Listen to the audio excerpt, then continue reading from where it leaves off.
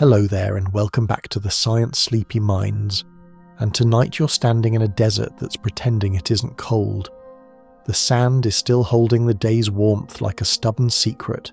The sky's a deep ink bowl, and every star looks freshly pinned in place, as if the universe has a night shift intern with a staple gun. You tilt your head back and let your eyes soften, because the moment you try to focus, the cosmos gets ideas.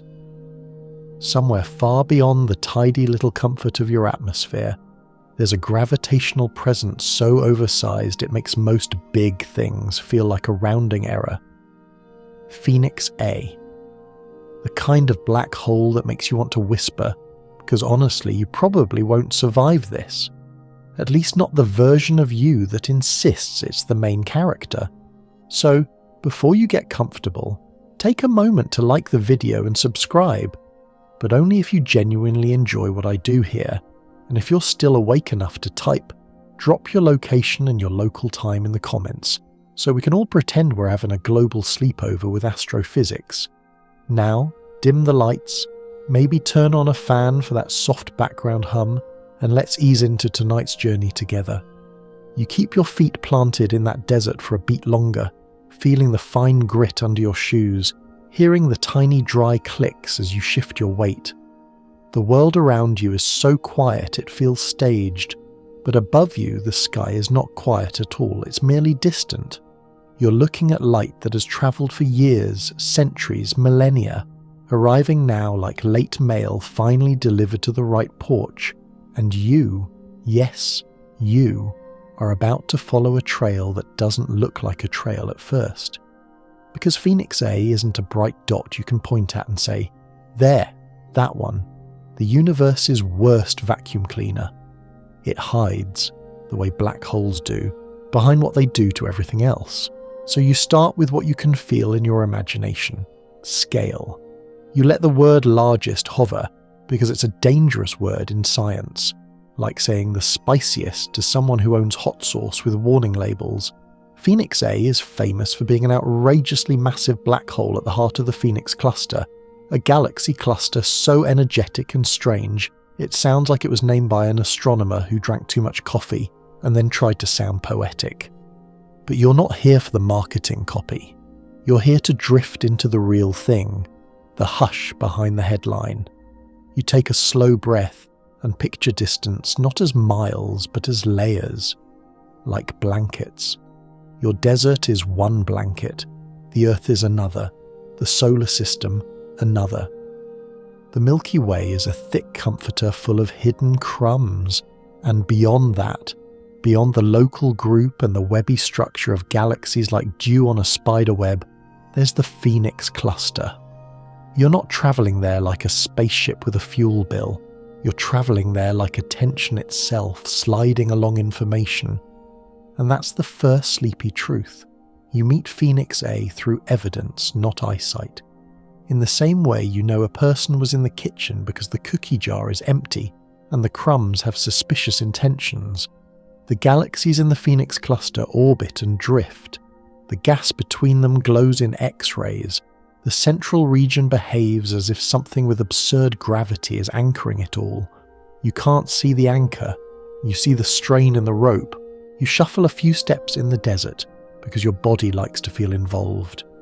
Overhead, the Milky Way stretches like a pale river, and you remember a mainstream historical fact that has become almost mythic in astronomy. In 1919, Arthur Eddington led an eclipse expedition that helped confirm Einstein's general relativity by measuring how starlight bends around the sun.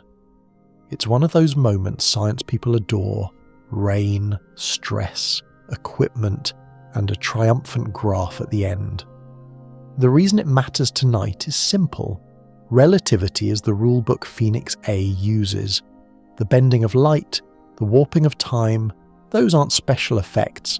They're what gravity does when it stops being polite and starts being honest. Now, you let your mind tilt from history back into sensation. The desert air cools your nostrils. You can almost taste dust. Somewhere, a nocturnal creature makes a tiny scuffle in the scrub and your brain tries to label it. Lizard, beetle, the universe. Honestly, could be any of the above. You smile because you can't help it. One of your 3 required jokes per 1,000-ish words is that the cosmos has exactly the energy of a cat knocking something off a shelf, silent, inevitable, and acting like you're the weird one for noticing. You imagine Phoenix A not as a whole, but as a region, a place where down is not a direction, but a destiny. A black hole is not a drain in space.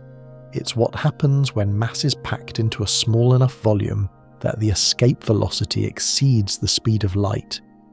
That sentence has the same vibe as reading a bedtime story that suddenly turns into a contract. You don't have to understand every clause to feel the seriousness, and yet you keep it gentle, you keep it sleepy. You picture a dark sphere, except it's not a sphere you can see. It's a boundary, an event horizon, like the edge of a stage where the lighting stops.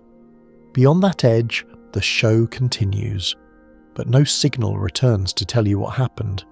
It's the universe's ultimate left on red.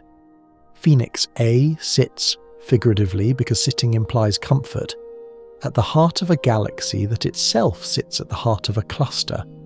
A cluster is like a city of galaxies, except the streets are made of hot, thin gas, and the streetlights are X-rays. The Phoenix cluster is known for being bizarrely bright in X-rays and for having a central galaxy that forms stars at an unusually high rate compared to typical cluster centers, which are often more, let's say, retired. Most cluster cores are supposed to be places where the hot gas prevents rapid cooling, slowing star formation. Phoenix seems to have missed that memo, which is very on brand for anything associated with a monster black hole. You pause and let that sink in. A black hole that massive is not just a consumer, it's also a kind of engine. Gravity brings matter in, and as matter falls, it heats, compresses, and radiates. Sometimes it forms a bright accretion disk. Sometimes it launches jets, streams of particles moving close to light speed that punch energy back into surrounding gas. The black hole can both starve and feed its environment, like the world's most dramatic roommate who eats your leftovers and then buys you dinner, but only after rearranging your furniture. You let your eyes blur on the stars again, because sharp focus is for daytime problems. You picture the universe as a slow ocean. Galaxies are islands, clusters are archipelagos, and Phoenix A is a whirlpool so vast that you measure it by what it does to everything nearby. Not by looking at it directly, but by noticing patterns, temperatures, velocities, luminosities, the shapes of gas bubbles in X-ray images, the rate at which stars ignite in the central galaxy. Now for a quirky tidbit, something a little off the mainstream path, like finding a weird souvenir in a museum gift shop. Early in black hole history, before black hole became an everyday phrase, some scientists used terms like dark star, and the idea of an object so massive that light couldn't escape was toyed with as far back as the 18th century in the work of John Michel and Pierre-Simon Laplace. Not a modern astrophysical black hole exactly, but the same deliciously unsettling intuition. If gravity is strong enough, even light can't run away. The quirky part is imagining those Enlightenment-era minds, powdered wigs and all, casually proposing cosmic doom spheres while also worrying about proper table manners. You know, normal human balance. You take another step and feel the sand shift. Your brain wants to compare Phoenix A to Sagittarius A star, the black hole at our own galaxy's centre, and you can, gently, just to anchor your oar. Sagittarius. A star is already huge, millions of solar masses. Phoenix A is talked about in the realm of billions, sometimes tens of billions, depending on the measurement and the uncertainties. It's like comparing a swimming pool to an ocean, and then realizing the ocean is also in a larger ocean that has opinions. And this is where you let in an open scholarly debate phrase, soft as a pillow, but still real. Historians still argue whether the public story of black holes were discovered oversimplifies decades of messy theory, skepticism and rebranding, because science rarely has a single eureka moment. It has a slow accumulation of reluctantly shared understanding. You can almost hear the academic sigh in that sentence. It's fine. Let it lull you. You stay in the present tense. You keep walking through the desert night. You're not racing to facts. You're letting them come to you like slow waves. You imagine astronomers aiming instruments not at Phoenix A itself, but at the Phoenix cluster's center, catching the glow of hot gas, the spectral fingerprints of elements, the subtle shifts that reveal motion. You imagine the cluster as a giant atmosphere, and the black hole as a heart that beats in violence and silence, burst of energy, then long quiet spells. Your second light joke drifts in. If Phoenix A were a gym bro, it would not skip leg day. It would collapse leg day into a singularity, and then insist it's just bulking. You breathe out, half laughing, then let the humour dissolve back into calm. And because this is the beginning, you let yourself feel the theme of the entire journey. You're small, but not irrelevant. You're a creature made of atoms that learn to look up, and now you're borrowing the universe's own light to understand the dark. Phoenix A doesn't care about your bedtime. It doesn't care about your worries. And somehow that's comforting, because it means your worries are not the centre of everything. They're just yours, manageable, human-sized. You stop walking and stand still. The wind slides past your ears. The stars keep their patient shimmer. And somewhere unimaginably far away, in a cluster named for a mythical bird of fire and rebirth, a black hole sits at the centre of a cosmic system that is both feeding and flaring, cooling and heating, building stars and throwing tantrums in jets. You're going to trace it all gently, step by step, like following a lullaby into deeper sleep. For now, you simply let the name Phoenix A settle into your mind like a dark pebble dropped into still water, sending out ripples you can't yet see but will soon feel. Your third light joke arrives quietly, right on schedule. It's called Phoenix A, but if you tried to alphabetize the universe's problems, it would still land under please. Absolutely not. You let that thought fade, and you keep the desert night in your lungs as the first thread of the story tightens, softly, around your attention, guiding you onward. You keep your gaze tilted up, and the desert keeps doing what deserts do at night. It pretends to be still while quietly rearranging temperatures. The heat that was lounging in the sand all day starts seeping away, and your skin notices in that slow, honest way that makes you pull your shoulders in a touch. Overhead, the stars remain unbothered.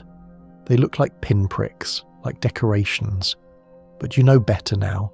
At least, you know enough to be appropriately unsettled.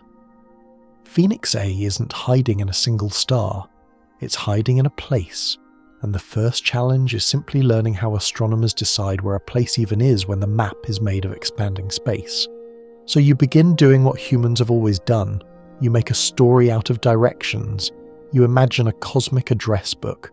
Not street names and postal codes, but constellations, coordinates, redshifts, and the stubborn fact that the universe doesn't sit still long enough to be politely measured. The Phoenix cluster, home territory of Phoenix A, doesn't announce itself like a lighthouse. You don't look up and see a cluster label hovering like a video game quest marker. You infer its existence by gathering hints, the way you infer someone has been baking because your entire kitchen smells like cinnamon and mild chaos. In the desert, you let your mind drift into a quieter kind of travel. You picture astronomers scanning the sky in different wavelengths, optical light for galaxies, X-rays for hot intracluster gas, radio for jets and lobes. Each wavelength is like a different sense. Optical is sight. X-ray is like heat vision for plasma. Radio is hearing the low, thrum-heavy parts of the universe, the bass notes that don't care if you're trying to sleep. And Phoenix, as a cluster, is a very loud bass note. You keep the narration second person and present, because this is your walk. You imagine yourself holding a star chart, but it's not the romantic kind from a gift shop.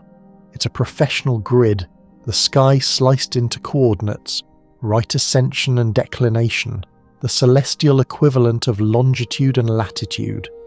You aren't just pointing up, you're pointing at a precise patch of sky where a particular concentration of galaxies gathers like a crowd around a street performer, except the performer is gravity and the hat for tips is a deep well of space-time. Here comes a mainstream historical fact, and you let it arrive like a warm mug in your hands. In 1929, Edwin Hubble published evidence that galaxies are receding and that the universe is expanding, linking distance to recessional velocity, what people now casually call Hubble's law. That's the moment the cosmic map stopped being static. It's relevant because Phoenix Cluster's address isn't only where it appears on the sky, it's also how far back in time its light is coming from.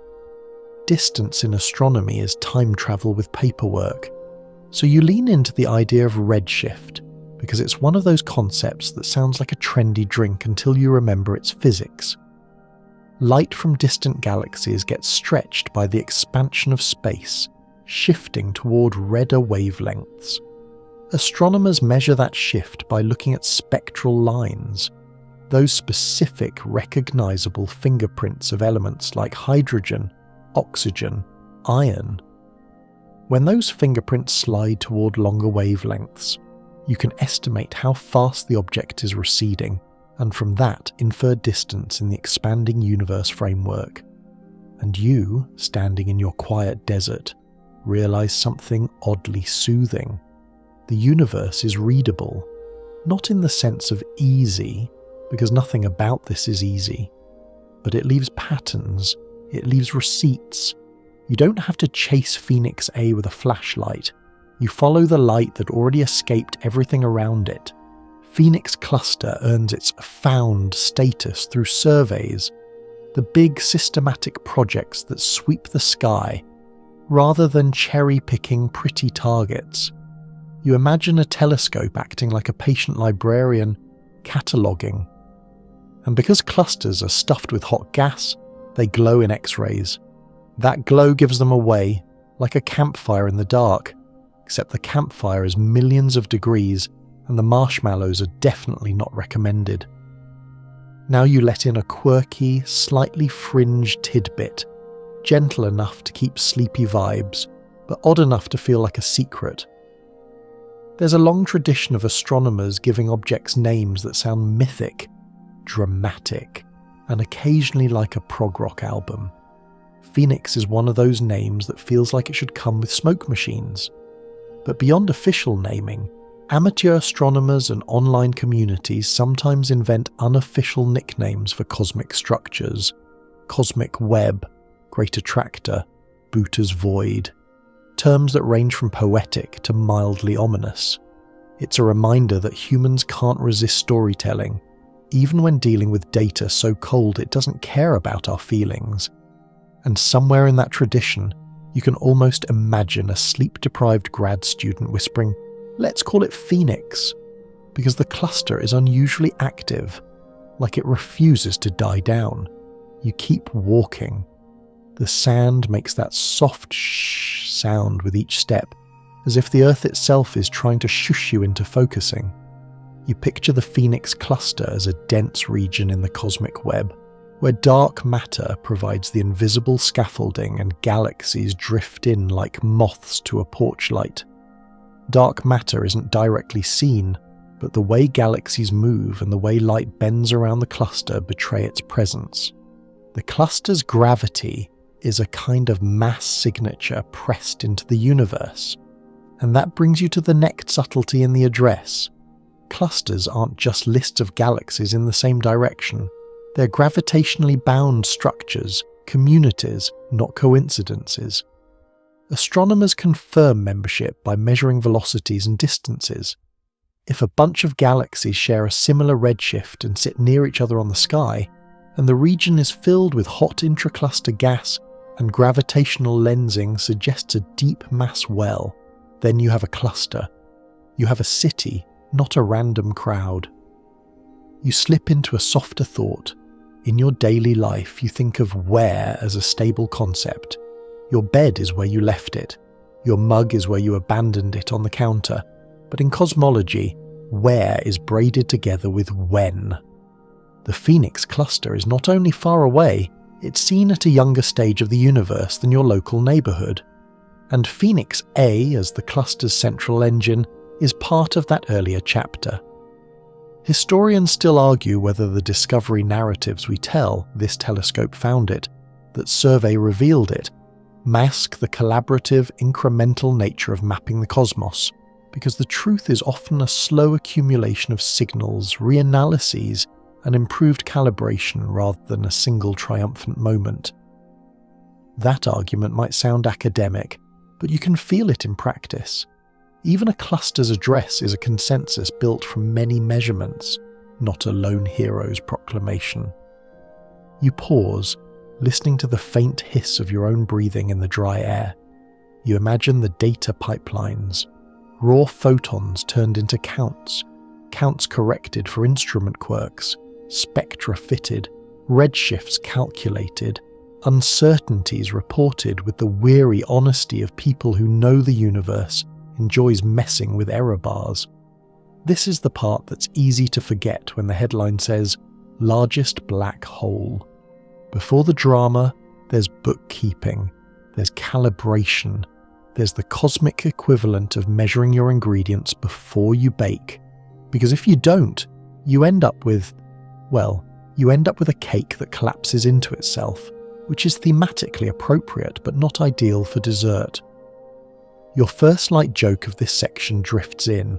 Astronomers don't find galaxy clusters the way you find a lost sock. They find them the way you find out your neighbour has a drum set. Slowly, through repeated evidence, and with a growing sense that something big is happening nearby. Now you picture the Phoenix cluster's centre. You don't see Phoenix A directly, but you see the bright central galaxy, often called the brightest cluster galaxy, because astronomers are nothing if not straightforward when naming things. That central galaxy sits where gravity's basin is deepest, and if a black hole like Phoenix A is in the mix, it will shape the environment through feedback, heating gas, launching jets, influencing star formation. But before any of that, you need the basic coordinates, the here of the cluster core. You let your mind settle into the sky's geometry. Right ascension ticks like a celestial clock. Declination tilts like latitude. A cluster has a position in that coordinate system, and then a redshift gives you its distance scale. And that distance tells you what you're truly looking at. Not the object as it is now, but as it was when the light began its journey.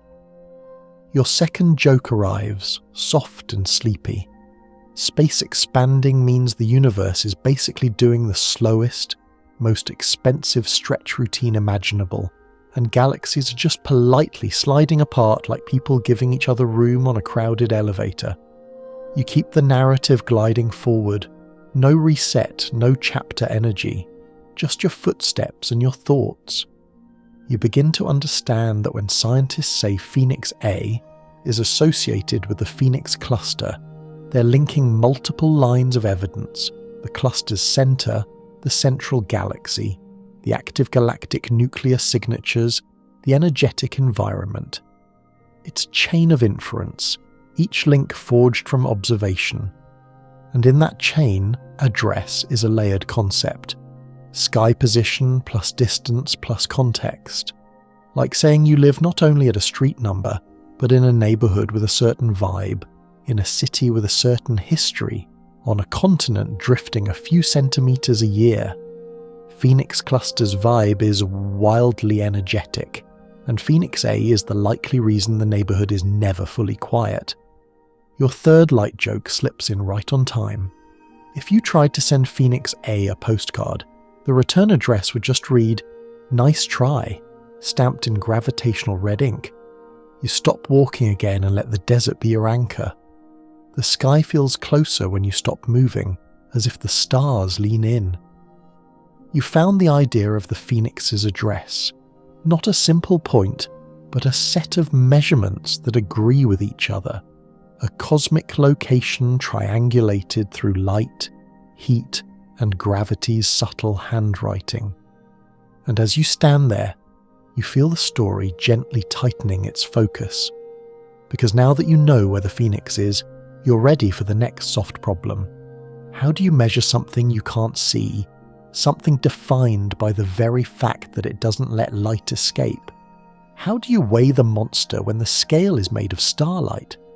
You're still out there in the desert night, and now that you've found the Phoenix's address, your mind does the next very human thing.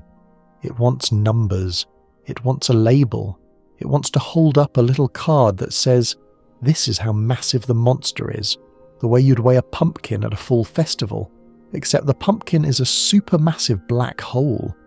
The scale is a pile of photons that arrived late, and the fall festival is 5.7 billion years away in the past. Cozy.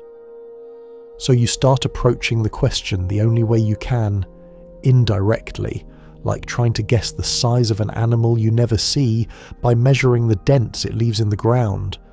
You can't put Phoenix A on a scale. You can't wrap a tape measure around the event horizon without instantly turning into a cautionary tale. You can only weigh it by watching how it influences its surroundings, stars, gas, light, and the overall behaviour of the galaxy that hosts it. You take a slow breath and imagine the simplest version first. Something massive makes things orbit faster. That's the whole trick behind weighing planets, stars, even galaxies. If you know how quickly something is orbiting and how far away it is, you can infer the mass inside that orbit. Gravity is the universe's accounting system. It doesn't care about your feelings, but it does keep excellent books. Now, black holes are awkward clients for this kind of accounting because their best feature, being dark, is also their worst feature for measurement. For smaller black holes in our own galaxy, you can watch a companion star wobble. For the monsters, you're often too far away to track individual stars cleanly, especially in distant clusters, so you get creative. You measure what you can. You walk a little, letting the sand whisper under your shoes, and you picture the central galaxy of the Phoenix cluster like a grand crowded ballroom. Stars swirl, gas drifts, dust lanes thread through. In the very centre sits an active galactic nucleus, an AGN, where matter falls in and heats up, radiating across the electromagnetic spectrum. When that central engine is bright, it can tell you things about the black hole that powers it. Not perfectly, never perfectly, but enough to build a case. Here comes your mainstream historical fact for this section, delivered like a calm bedtime stamp of legitimacy. In the late 1990s and early 2000s, astronomers began establishing tight empirical relationships between supermassive black hole mass and properties of their host galaxies, most famously the M-sigma relation, linking black hole mass to the velocity dispersion of stars in the galaxy's bulge. It's one of the major reasons black holes stopped being treated like exotic oddities and started being treated like central characters in galaxy evolution. That relation doesn't weigh Phoenix A directly, but it provides a framework, an expectation that the biggest galaxies tend to host the biggest black holes, and that their growth histories are intertwined, like two vines wrapped around the same trellis. So you begin listing the main measurement tape measures, not as a list, but as a soft procession of methods drifting through your mind. First, you imagine stellar dynamics, watching stars near the centre and measuring how fast they move. In principle, if you can resolve those stars, you can model the gravitational potential and infer the central mass. But at the Phoenix cluster's distance, resolving individual stellar orbits is ambitious. Ambitious here is a polite word that means your telescope will laugh and then politely change the subject. Second, you imagine gas dynamics, measuring the motion of ionized gas or molecular gas near the nucleus. Gas can trace the gravity, but gas is also messy. It feels pressure, it gets pushed by radiation, it gets shoved around by jets. It's like trying to weigh a person by watching the flow of people around them in a crowded subway station. Useful, but the commuters are also doing their own chaotic thing. Third, you imagine the AGN itself as a mass clue. This is where the universe starts to feel like it's whispering secrets in the dark. Many supermassive black hole masses are estimated using what's called reverberation mapping, or related virial methods. You look at the broad emission lines from gas in the broad line region, infer velocities from line widths, and estimate the size scale from time delays between continuum changes and line response. Multiply the right things, sprinkle in a calibration factor, and you get a mass estimate. It's ingenious. It's also the kind of method that comes with error bars large enough to sleep inside.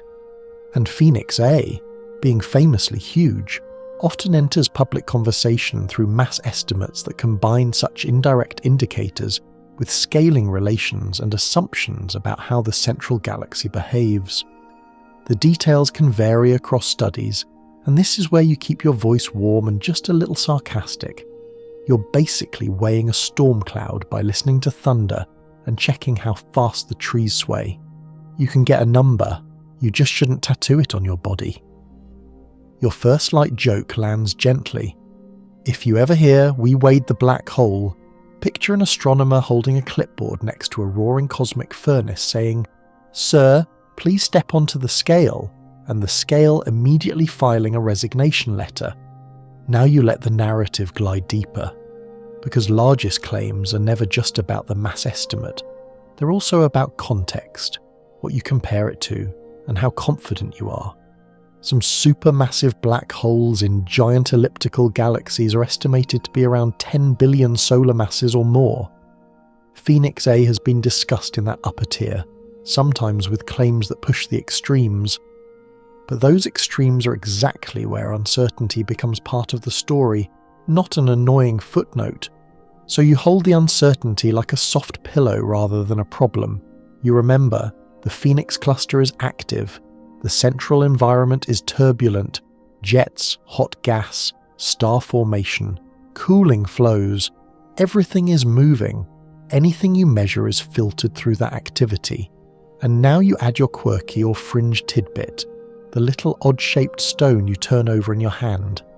There's a persistent fascination, both in pop science and in some speculative corners, with the idea that some ultramassive black holes might not have grown solely through normal galaxy evolution, but could involve unusual early universe seeding scenarios or rapid growth episodes that challenge standard assumptions.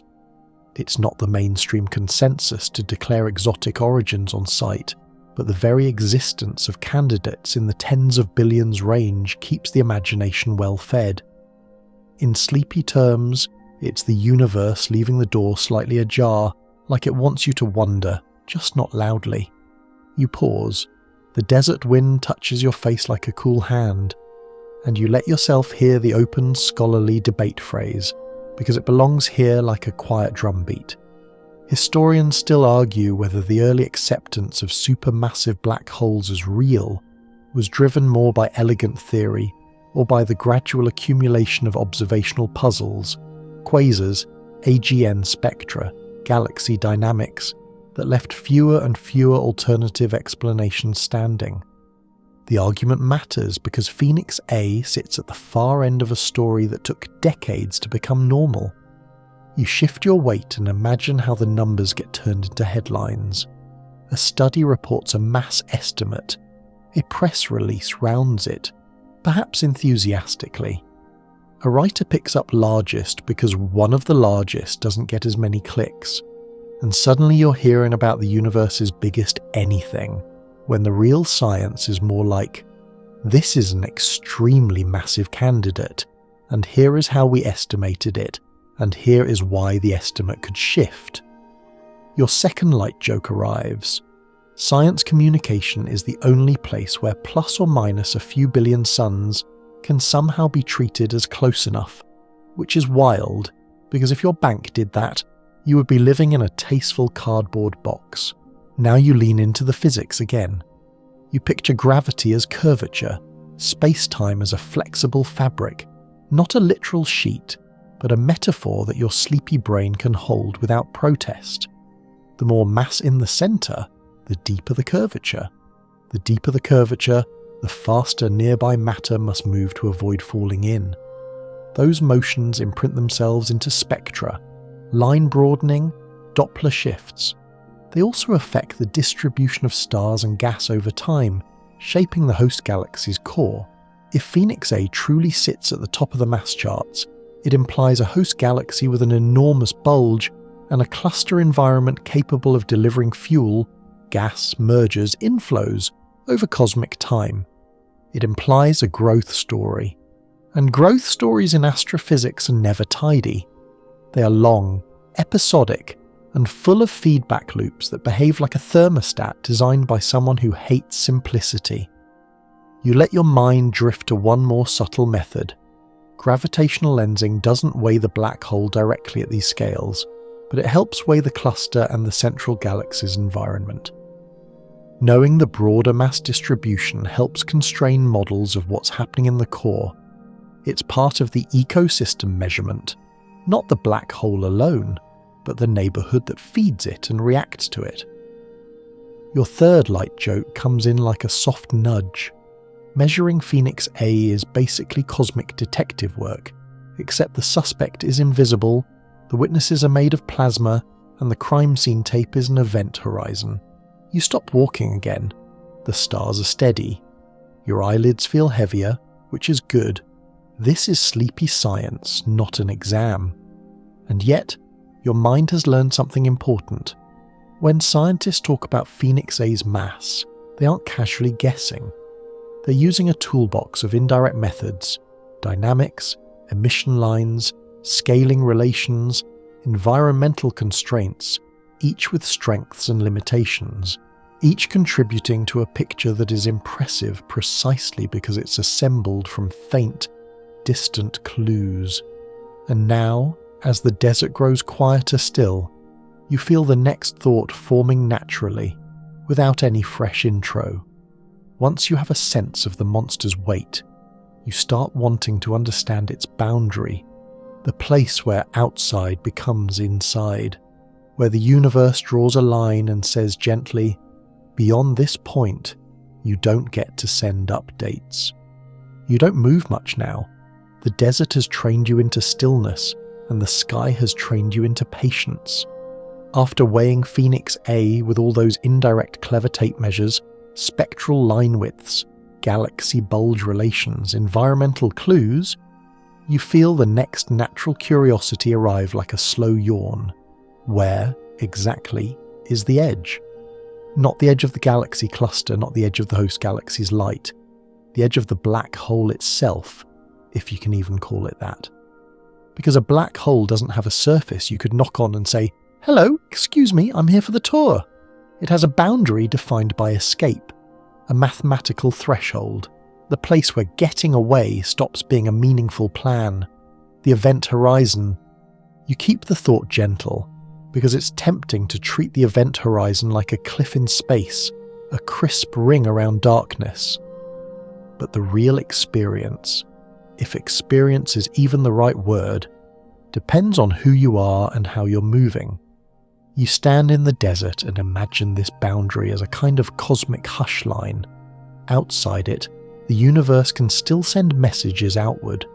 Inside it, everything's still happening, but it can't report back. It's not a trapdoor with a sound effect. It's a one-way conversation where the reply never arrives. And because you're in sleepy science mode, you don't rush. You let the definition settle. The event horizon is the radius around a black hole, where the escape velocity equals the speed of light. Light is the fastest messenger nature allows, so if even light can't climb out from that radius, nothing else can either. It's not that light gets tired, it's that space-time geometry makes outward paths lead inward. You picture Phoenix A's horizon not as a sharp object, but as a concept that becomes enormous when the mass is enormous. Bigger mass means bigger Schwarzschild radius, the characteristic radius of the horizon for a non-rotating black hole. If you're used to thinking black hole equals tiny, the supermassive ones flip that intuition in a way that feels almost unfair. Stellar mass black holes can have horizons measured in kilometers or tens of kilometers, but the truly massive ones, their horizons could be the size of a solar system scale, and Phoenix A, being in the extreme club, invites your imagination to stretch until it gets sleepy and gives up. Here's your mainstream historical fact, tucked in like a calm, familiar blanket. In 1916, Carl Schwarzschild found the first exact solution to Einstein's field equations of general relativity, describing the space-time around a spherical mass. That solution gave us the Schwarzschild radius concept and laid groundwork for understanding horizons, even though the full physical interpretation took time and debate. That matters tonight because your edge is born from math first, then slowly accepted as physical reality as evidence piled up. You stand there and realize the event horizon isn't something you'd necessarily notice as you cross it. At least not if Phoenix A is supermassive and you fall in calmly. That's one of those facts that feels like a prank, but it's real physics. At the horizon of a very large black hole, tidal forces at the boundary can be relatively gentle. The drama might not be at the crossing. The drama is in the inevitability afterward. Your first light joke arrives, soft and a little smug. The event horizon is basically the universe's strictest no returns, no refunds policy, except it doesn't even let you speak to the manager. Now your mind drifts into time, because black holes are time stories as much as space stories. You imagine a faraway observer, someone watching from safely outside, seeing an infalling object appear to slow down as it approaches the horizon, its light redshifting more and more, fading, stretching, dimming toward invisibility. From the outside, it looks like you never quite cross, like you hover and smear into darkness. But from your own perspective, falling in, you cross in finite proper time. The horizon is not a place where you freeze, it's a place where your options collapse into one direction, and you keep it second person, because you are the one leaning into the thought experiment. You imagine yourself as a tiny capsule of awareness drifting toward Phoenix A. You're not going in fast, screaming, arms flailing in a blockbuster way. You're going in the slow, quiet way a leaf drifts toward a drain. Except the drain is curved space-time, and the leaf is you, and, okay, this metaphor's getting rude. So you slow down again, letting the desert re-anchor you. You feel the cool air. You remember that you're safe. This is imagination, not a travel booking. And Phoenix A is unimaginably far away, politely minding its own terrifying business. Now for your quirky or fringe tidbit, something odd, something that feels like a whispered rumour in the hallway of physics. People sometimes talk about black hole firewalls, a proposed idea that an energetic boundary could exist at or near the horizon, incinerating anything that tries to cross, as a way to resolve paradoxes about information and quantum theory. It's not settled, it's not universally accepted, but it's a perfect sleepy reminder that even the edge of a black hole, this seemingly crisp event horizon, might be entangled with deeper questions about reality's bookkeeping. The horizon might be simple in classical relativity and complicated in quantum gravity, like a door that is both closed and somehow still under construction. Historians still argue whether the event horizon should be thought of as a real, physical entity, or primarily as a mathematical boundary dependent on the observer's frame and the global structure of space-time, because the language we use, surface, edge, boundary, often smuggles in everyday assumptions that don't quite fit relativity. That debate doesn't stop you from using the horizon concept. It just keeps you humble about what you think you're picturing. You take another slow step in the sand and let your mind wander to rotation, because real black holes aren't usually perfectly non-rotating. A spinning black hole is described by the Kerr solution, and spin changes the geometry. The horizon is still there, but there's also an ergosphere, a region outside the horizon where space-time is dragged around so strongly that you can't remain stationary relative to distant stars. It's as if the black hole doesn't just pull you, it twists the very notion of still. For a giant like Phoenix A, if it spins, those rotational effects could be significant in shaping accretion disks and jets, those colossal narrow outflows that seem to say, yes, I'm eating, but I'm also yelling. Second light joke right on schedule. The ergosphere is basically the universe's way of saying, congratulations, you are now in a rotating problem. Like stepping onto one of those airport moving walkways that only goes in the wrong direction. You keep following the continuity, no fresh intro, no reset, just the same unbroken thread. You start to feel why the horizon is so psychologically gripping. It's the first boundary in nature defined not by material but by causality. Cross it, and your ability to influence the outside universe ends. You can still do physics inside in principle. You can still exist inside, whatever that means under extreme curvature. But your signals can't climb out. It's the ultimate separation, a divide that isn't about walls, but about the shape of possible paths. You notice how your thoughts have shifted, from how big is Phoenix A to what does its existence do to the meaning of here and there. That's what black holes do to you. They take your normal, comfortable geometry and fold it into something stranger.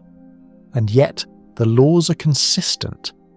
That consistency is what makes the universe feel like a story you can actually read, even when the plot gets dark. Third light joke slips in.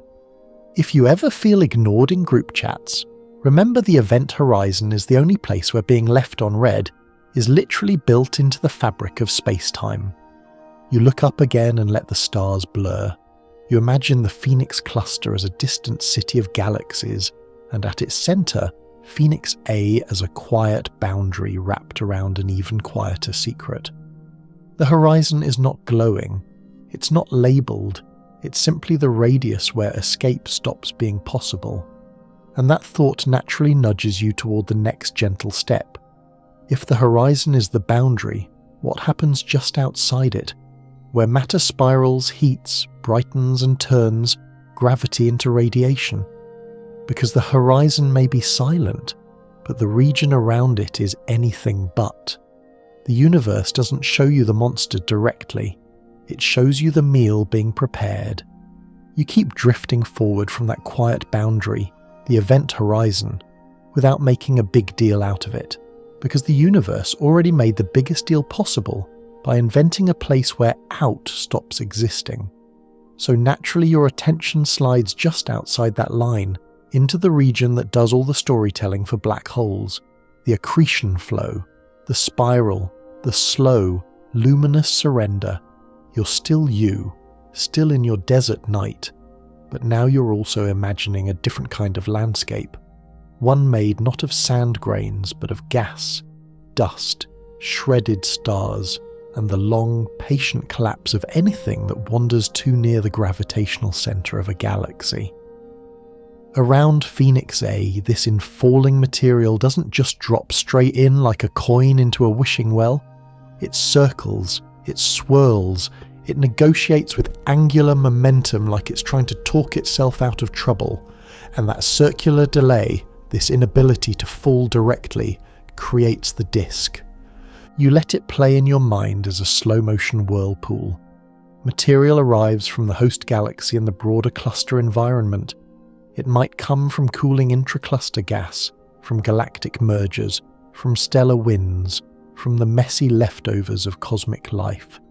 It settles into an accretion disk where friction, turbulence and magnetic fields act like invisible hands dragging layers against layers. Those layers heat up, they glow, they turn gravitational potential energy into radiation. This is the key sleepy truth.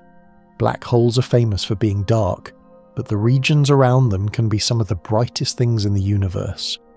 The accretion disk is not a neat vinyl record. It's more like a stormy, glowing traffic circle where every car is on fire and the roundabout is made of warped space-time.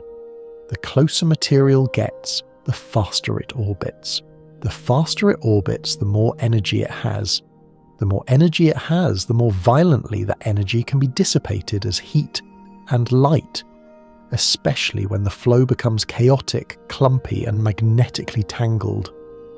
Here's your mainstream historical fact for this section, tucked in with that soothing "yes, this is real science" tone. In the early 1970s, astronomers and theorists broadly converged on accretion onto compact objects, especially black holes, as the best explanation for the enormous luminosities of quasars, because nuclear fusion simply can't supply that much power with that efficiency. It was one of the major turning points in understanding active galactic nuclei, as black holes with bright feeding disks rather than mysterious energy sources with no clear engine. The relevance to Phoenix A is immediate. If this black hole is truly among the most massive known, then the act of feeding, even at a modest fraction of its capacity, can light up its environment and sculpt the cluster core. You breathe slowly and imagine the disk's colours, not literal colours your eyes would see, because much of the energy can peak in ultraviolet or X-rays. But your brain paints it anyway, a bright inner ring, whitening toward the centre, fading outward into redder, cooler material.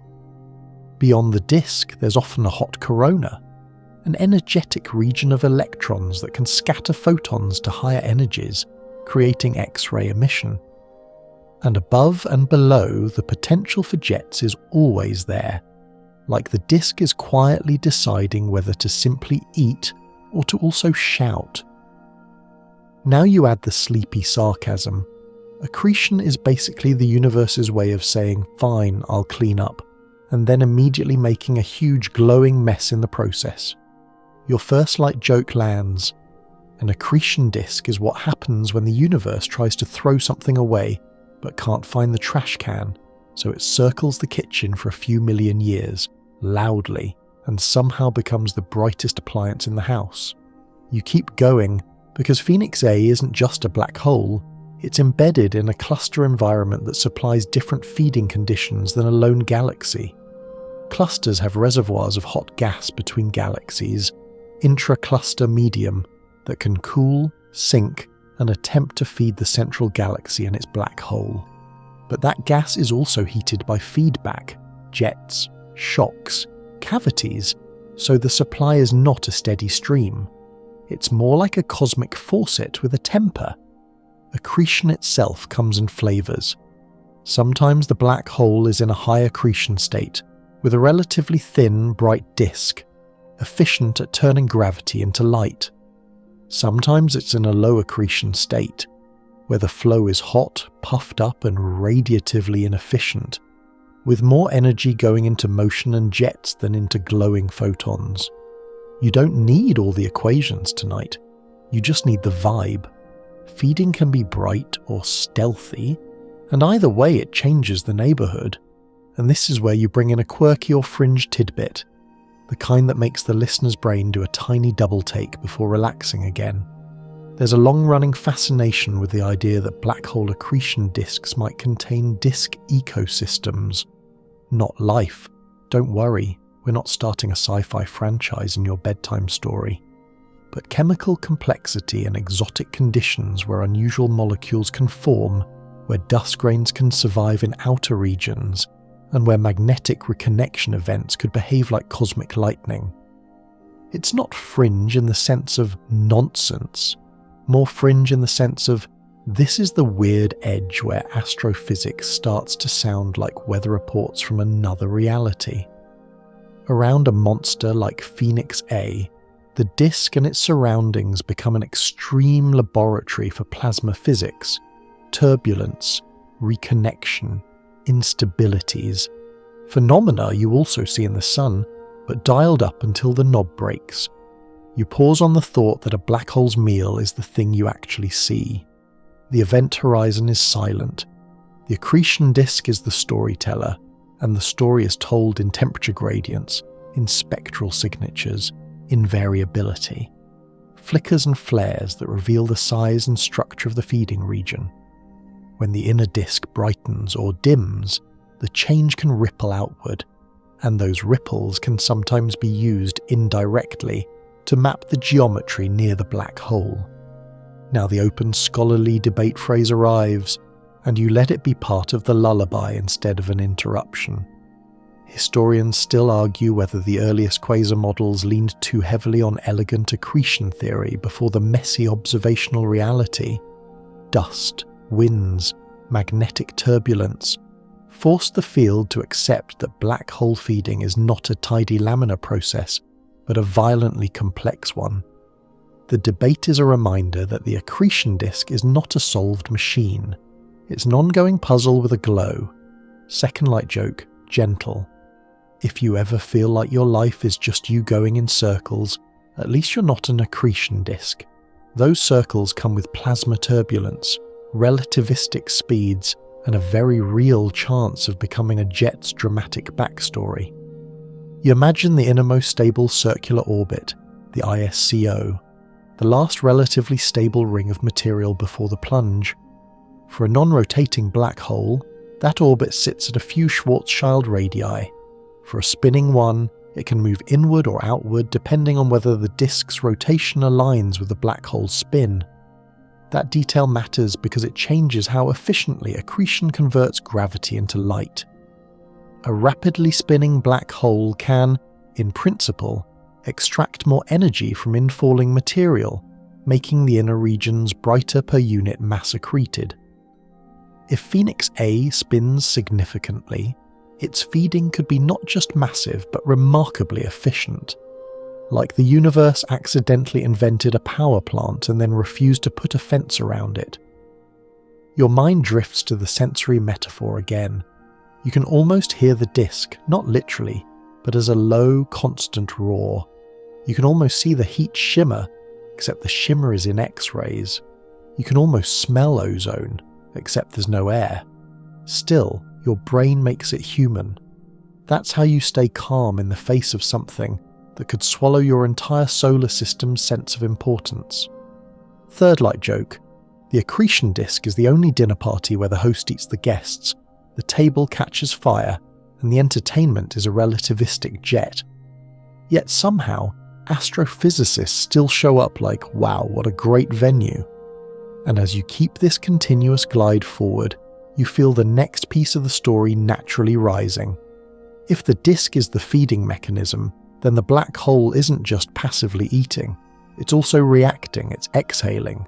It's launching narrow beams of energy that carve into the cluster's hot gas and leave behind bubbles and scars. Cosmic evidence that the monster doesn't only consume, it also broadcasts its power back into space. You let the accretion disk's glow fade to the edge of your imagination, not because it stops mattering, but because something even more theatrical starts to happen above and below it, something that feels like the black hole clearing its throat. Around Phoenix A, feeding isn't just a quiet inward spiral, it's also an outward performance.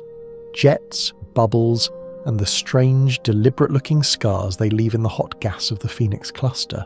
You're still in the desert, still listening to the hush between your breaths, but your mind is now hovering over a distant cluster core where the air is plasma, thin, searing and luminous in X-rays. In that plasma, you can picture cavities, vast rounded regions where the hot gas is pushed aside, as if something invisible inflated a pair of slow, buoyant balloons. Those cavities are the footprints of jets, streams of particles launched from near the black hole at relativistic speeds, funneled by magnetic fields that twist and snap like cosmic rubber bands under tension. This is where the monster stops feeling like a drain and starts feeling like an engine. Jets don't come from the event horizon itself, not in the way your intuition wants. They're powered by the complex dance between the rotating black hole, the spinning accretion disk, and the magnetic fields threading that environment. Matter falls in, energy is liberated, and some of that energy is redirected outward in narrow beams. In sleepy terms, you're watching gravity convert into motion and heat, then into a focused, stubborn no aimed at the surrounding gas. Here's your mainstream historical fact, slipped in calmly like you're smoothing a blanket. In 1918, Heber Curtis observed and described a curious straight ray extending from the galaxy M87, one of the earliest recorded observations of a galactic jet, long before the physics behind jets was understood. That early sighting matters because it reminds you how long humans have been noticing these cosmic outflows before they had the full story. First the spooky line in a telescope, later the realization that supermassive black holes can launch structures spanning thousands of light years. Now you return to Phoenix. In a cluster like this, jets don't just look dramatic, they do work. They plow into the intra-cluster medium, displacing hot gas, driving shocks, and inflating cavities that can rise through the cluster atmosphere like air bubbles in a thick drink. You can almost see them, dark pockets in X-ray maps where the gas density is lower, ringed by brighter rims where gas has been compressed. The black hole breathes out, and the cluster's core bears the imprint.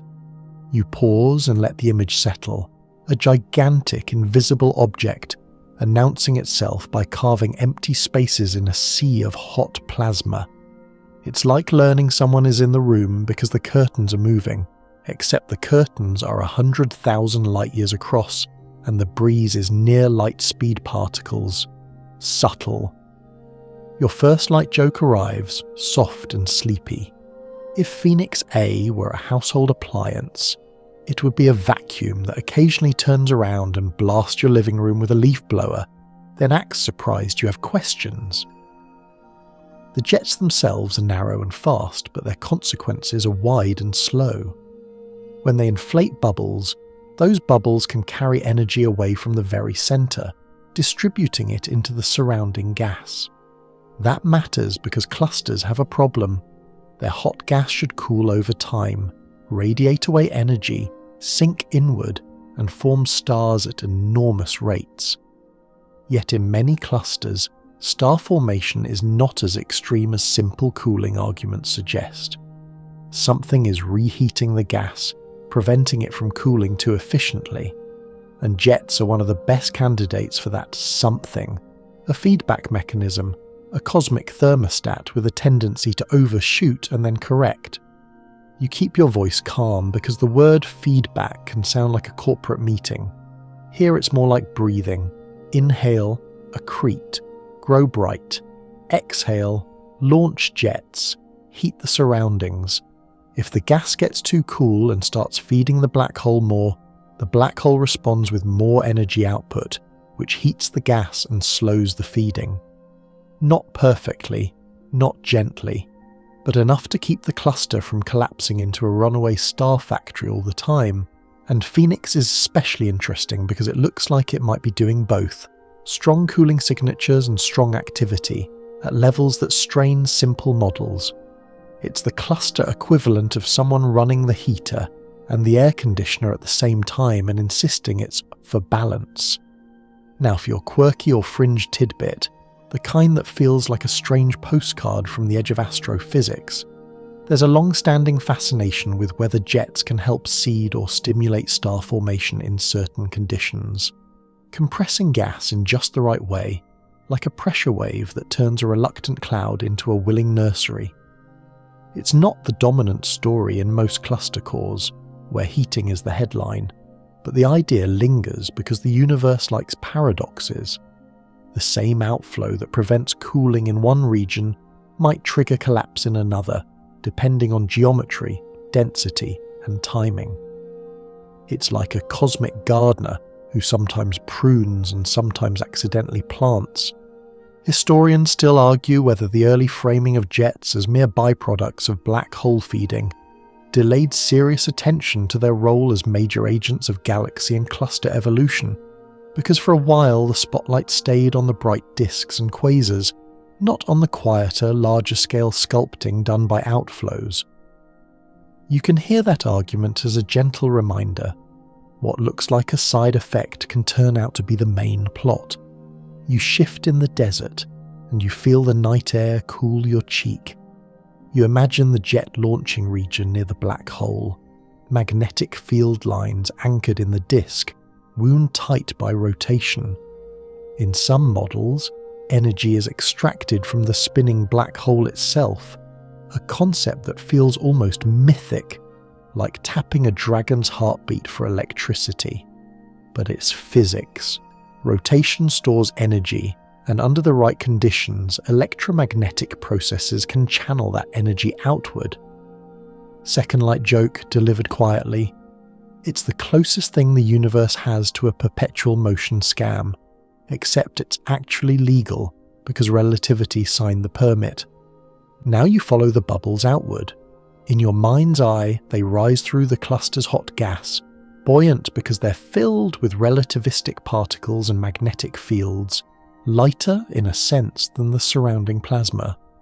As they rise, they can stir the intracluster medium, mixing it, transporting metals, redistributing heat. The bubbles can leave behind ripples, sound waves, or weak shocks that propagate through the gas.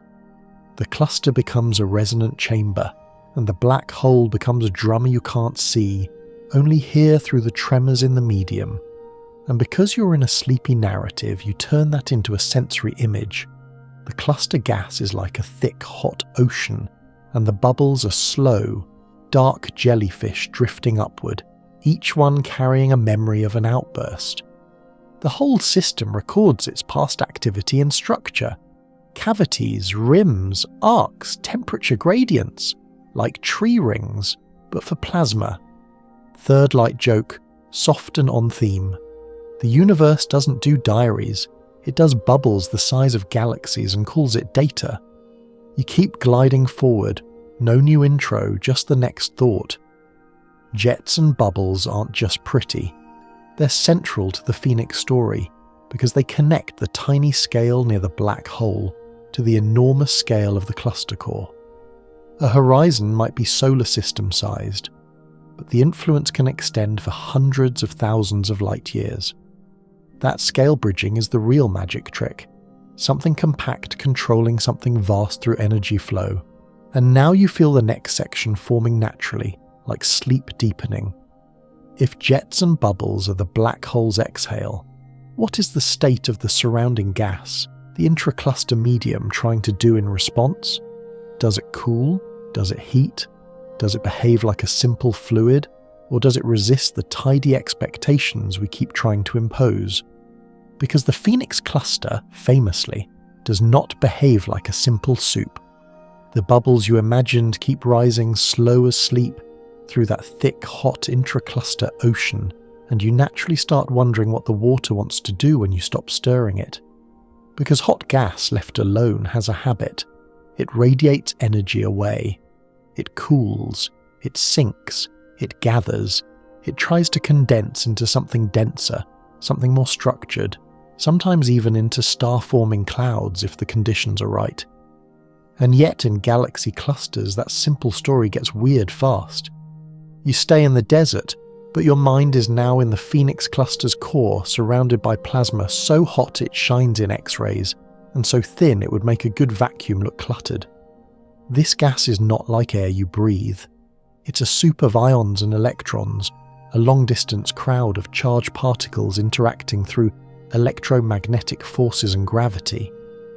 When this gas emits X-rays, it's essentially shedding energy, cooling. In the earliest, simplest models, astronomers expected cooling flows. The cluster core should cool significantly, and the cooled gas should stream inward, fueling star formation at enormous rates. If the universe followed the first draft of the script, cluster centers would be star factories on a scale that makes normal galaxies look like they're knitting one star at a time with tiny needles. But clusters, being clusters, rarely cooperate that neatly. Here's your mainstream historical fact for this section, delivered in that mellow, reliable tone. The cooling flow problem became widely discussed in the late 20th century as X-ray observations showed that many cluster cores should be cooling rapidly. Yet the expected huge amounts of cold gas and corresponding star formation were not observed at the predicted levels. This mismatch forced astronomers to look for heating mechanisms, especially feedback from central active galactic nuclei, to balance cooling. In other words, the problem wasn't that the math was wrong, it was that the universe had added a thermostat. And Phoenix is famous because it feels like the thermostat is doing something dramatic, maybe even failing a little, or oscillating, or just set to a mode nobody understands.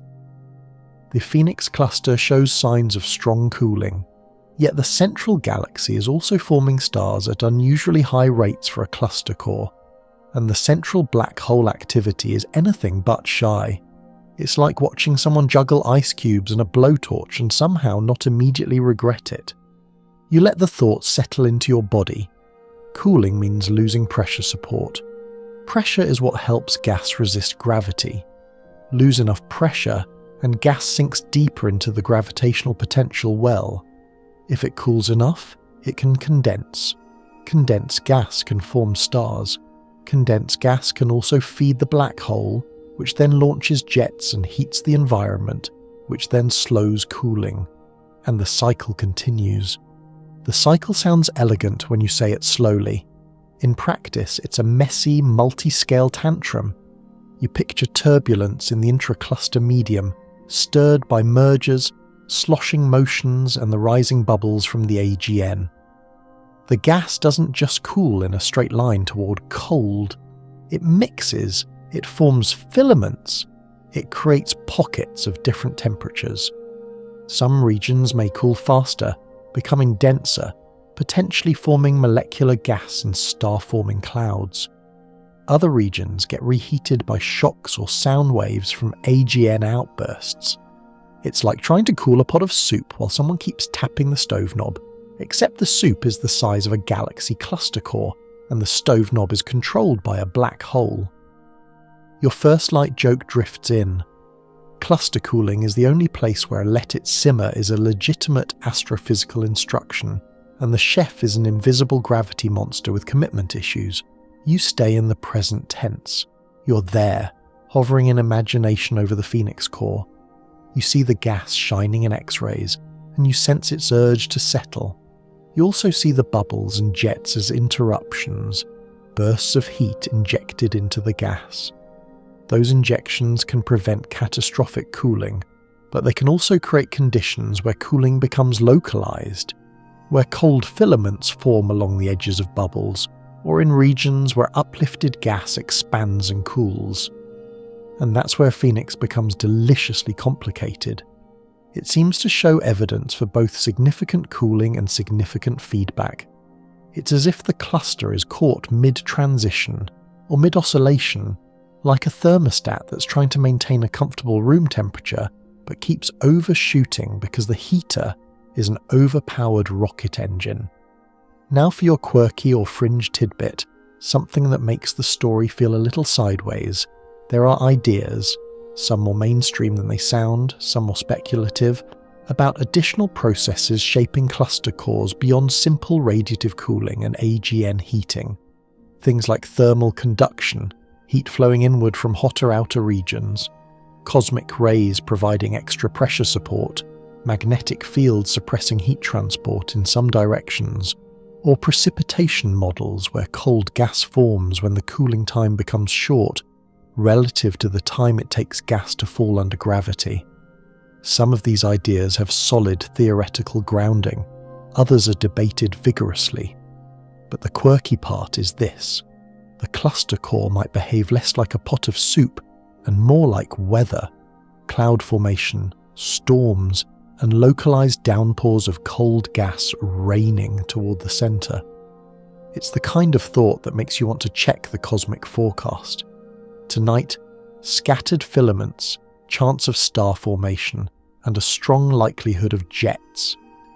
Historians still argue whether the early cooling flow era in cluster astrophysics overestimated the simplicity of the intracluster medium, treating it as a smooth fluid, because later observations revealed a far more structured, multi-phase environment shaped by feedback, magnetic fields, and turbulence.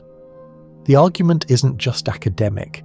It's a reminder that big cosmic systems don't always behave like the clean equations we start with. You breathe, and the desert breathes with you. Your mind stays on the Phoenix core and starts to appreciate a key subtlety. Balancing cooling doesn't require heating every particle evenly. In fact, it probably doesn't happen evenly. The AGN injects energy in jets, highly directional, episodic events. Somehow that energy becomes distributed through the cluster core enough to offset cooling on average, but not so perfectly that nothing ever cools. That somehow is one of the central puzzles. Is it turbulence, sound waves, weak shocks, cosmic ray heating, mixing, a combination? Probably a combination, because the universe loves group projects. Second light joke. Cluster cores are basically the universe's group assignment. Cooling, heating, turbulence, magnetic fields. Everyone contributes, nobody communicates, and somehow the final presentation still happens. You let yourself hover on one of the big open questions. Why does Phoenix appear so extreme? Is it a rare snapshot of a cluster caught during a burst of cooling and star formation before AGN feedback fully clamps down? Is the black hole's feedback unusually powerful but poorly coupled to the gas? Is the system in a special stage of merger-driven turbulence? Or is it simply that our samples are small, and Phoenix stands out because it's exceptional and we noticed it? You don't force an answer. You let the uncertainty be part of the lullaby, because in science, unanswered questions aren't failures, they're doors. Third light joke, soft and drowsy. If Phoenix Cluster were an app, it would keep sending you notifications like cooling flow detected, then immediately follow with AGN outburst in progress, like it can't decide whether it wants to relax or start a fight. Now you feel the narrative easing into what comes next without any reset. If cooling and heating are wrestling in the cluster core, one of the clearest places to watch the outcome is in the central galaxy itself, where cold gas can turn into stars, where filaments can glow, and where the cluster's big-scale physics becomes visible as an almost embarrassingly human metric.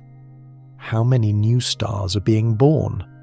So you let the hot gas fade slightly into the background, and you begin drifting toward the central galaxy's crowded, luminous heart, where the Phoenix seems to be doing something most cluster cores don't do so loudly. You drift from the cluster's hot, restless weather toward the one place where all that physics gets translated into something almost heartbreakingly familiar. Birth, stars, new light. In the Phoenix Cluster's central galaxy, the usual cluster core story, hot gas, slow cooling, black hole feedback keeping everything on a tight leash, seems to loosen its grip, at least for stretches of time, and the result is a star formation frenzy that makes the neighborhood feel less like a quiet retirement community and more like a sleepless downtown block at 2 a.m, all neon and noise and somebody definitely revving an engine for no reason. You're still in your desert night, but now you're imagining the brightest cluster galaxy, huge, old, elliptical in overall shape, yet behaving in a way that feels oddly youthful. You picture its halo of ancient stars, the kind that formed long ago and now mostly just glow politely. But threaded through this older population, you imagine brighter, bluer patches, signs of younger, hotter stars forming right now, or at least forming recently in the galaxy's timeline. You imagine dusty lanes and tangled filaments of cooler gas draped across the core like ribbons, the visible hints that some of that X-ray hot plasma has managed to cool, condense, and become the raw material for starbirth. This is the part where the universe almost seems to contradict itself. The same cluster environment that should keep gas hot and buoyant appears to be producing conditions for gas to become cold enough, by cosmic standards, to collapse into dense clouds. And those clouds, once dense enough, do what clouds do. They fragment, they knot, they ignite. Gravity pulls, pressure resists, and then, when the balance tips, new stars switch on like a quiet city turning on streetlights one by one. Here's your mainstream historical fact for this section, carried in on soft footsteps. In 1952, astronomer William Baird helped establish the distinction between different stellar populations, older population 2 stars and younger population 1 stars, an insight that reshaped how we understand galaxy evolution and star formation histories. You don't need to memorize the details tonight, but the theme matters. Galaxies aren't monolithic. They carry layered histories, and in a system like Phoenix's central galaxy, you're watching those layers get updated. Old stars holding the structure, new stars adding fresh, bright ink to the margins.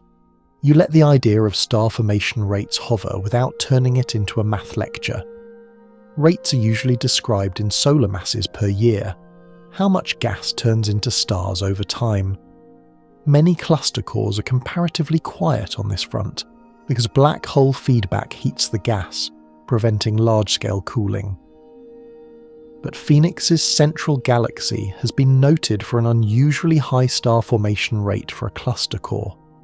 Enough to make astronomers raise eyebrows, recheck calibrations, and then raise eyebrows again just to be sure.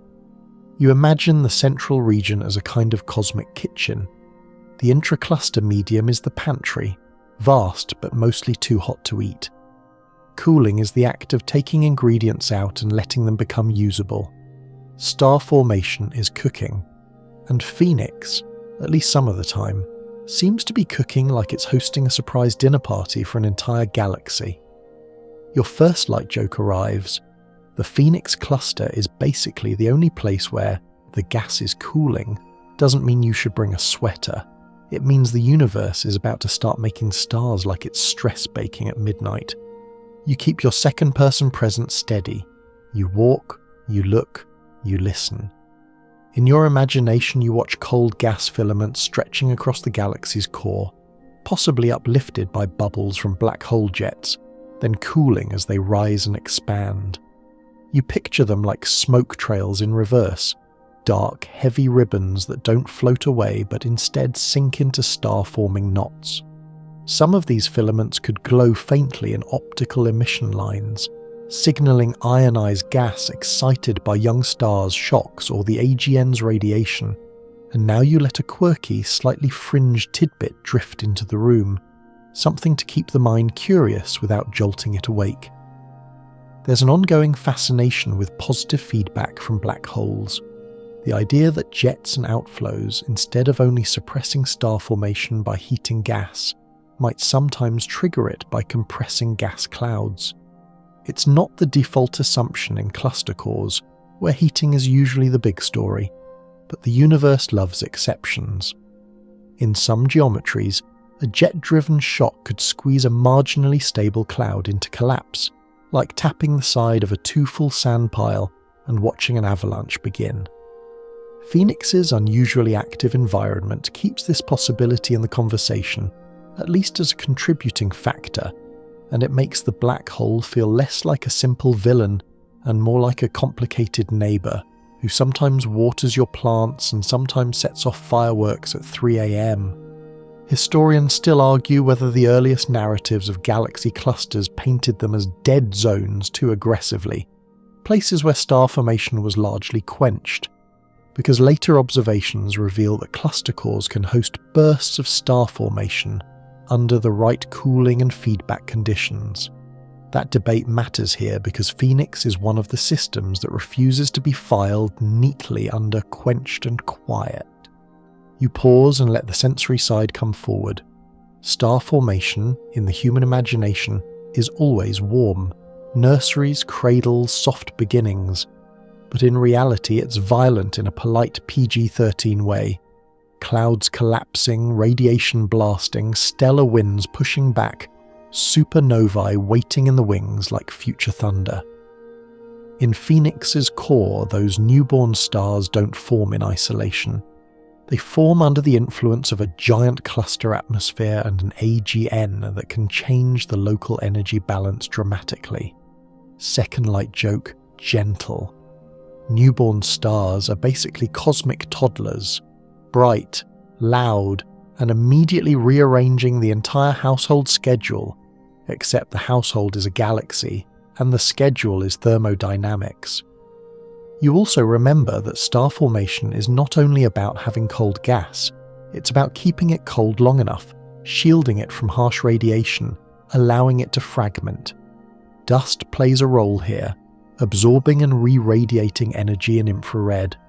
So while the cluster is blazing in X-rays, the star-forming parts may glow in infrared, quietly broadcasting, "Yes, we're making new stars down here. Please don't step on the molecular clouds."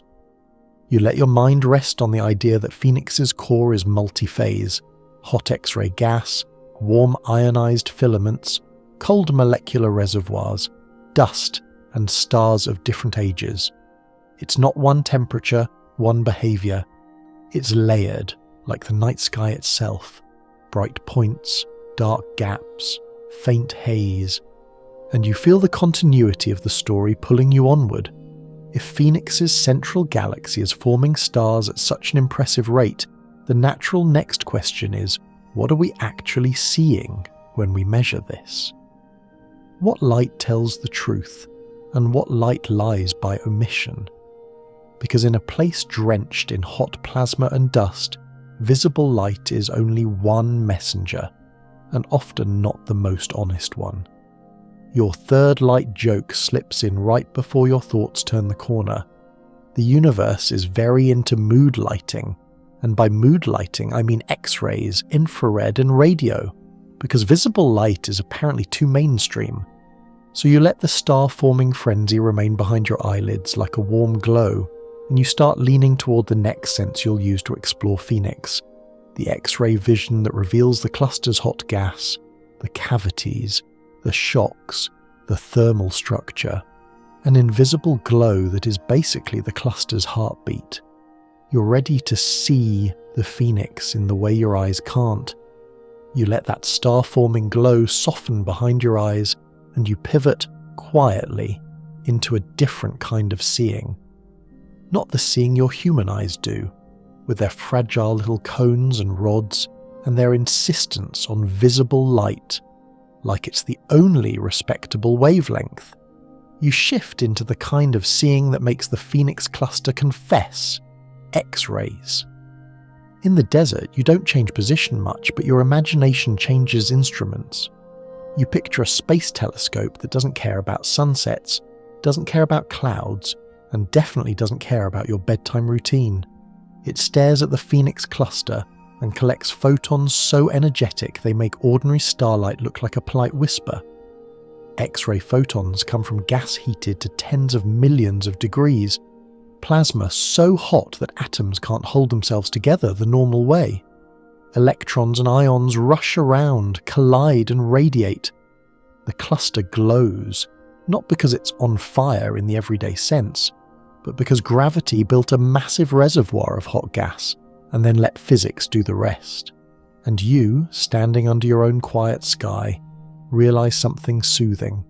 X-rays are the Phoenix cluster's mood ring. They tell you where the gas is densest, hottest, coolest, still extremely hot, just less so, and disturbed.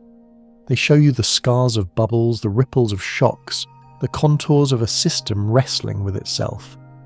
Here's your mainstream historical fact for this section, gently placed like a bookmark.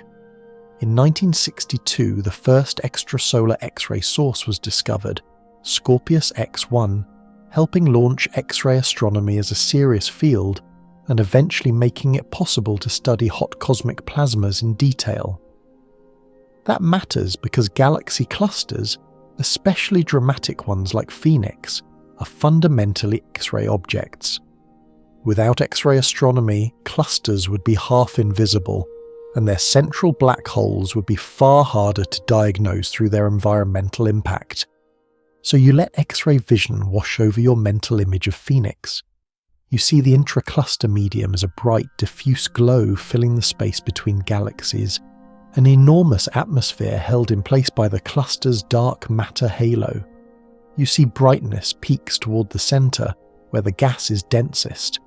You see temperature structure, hotter regions where energy has been injected, cooler regions where gas is radiating more efficiently.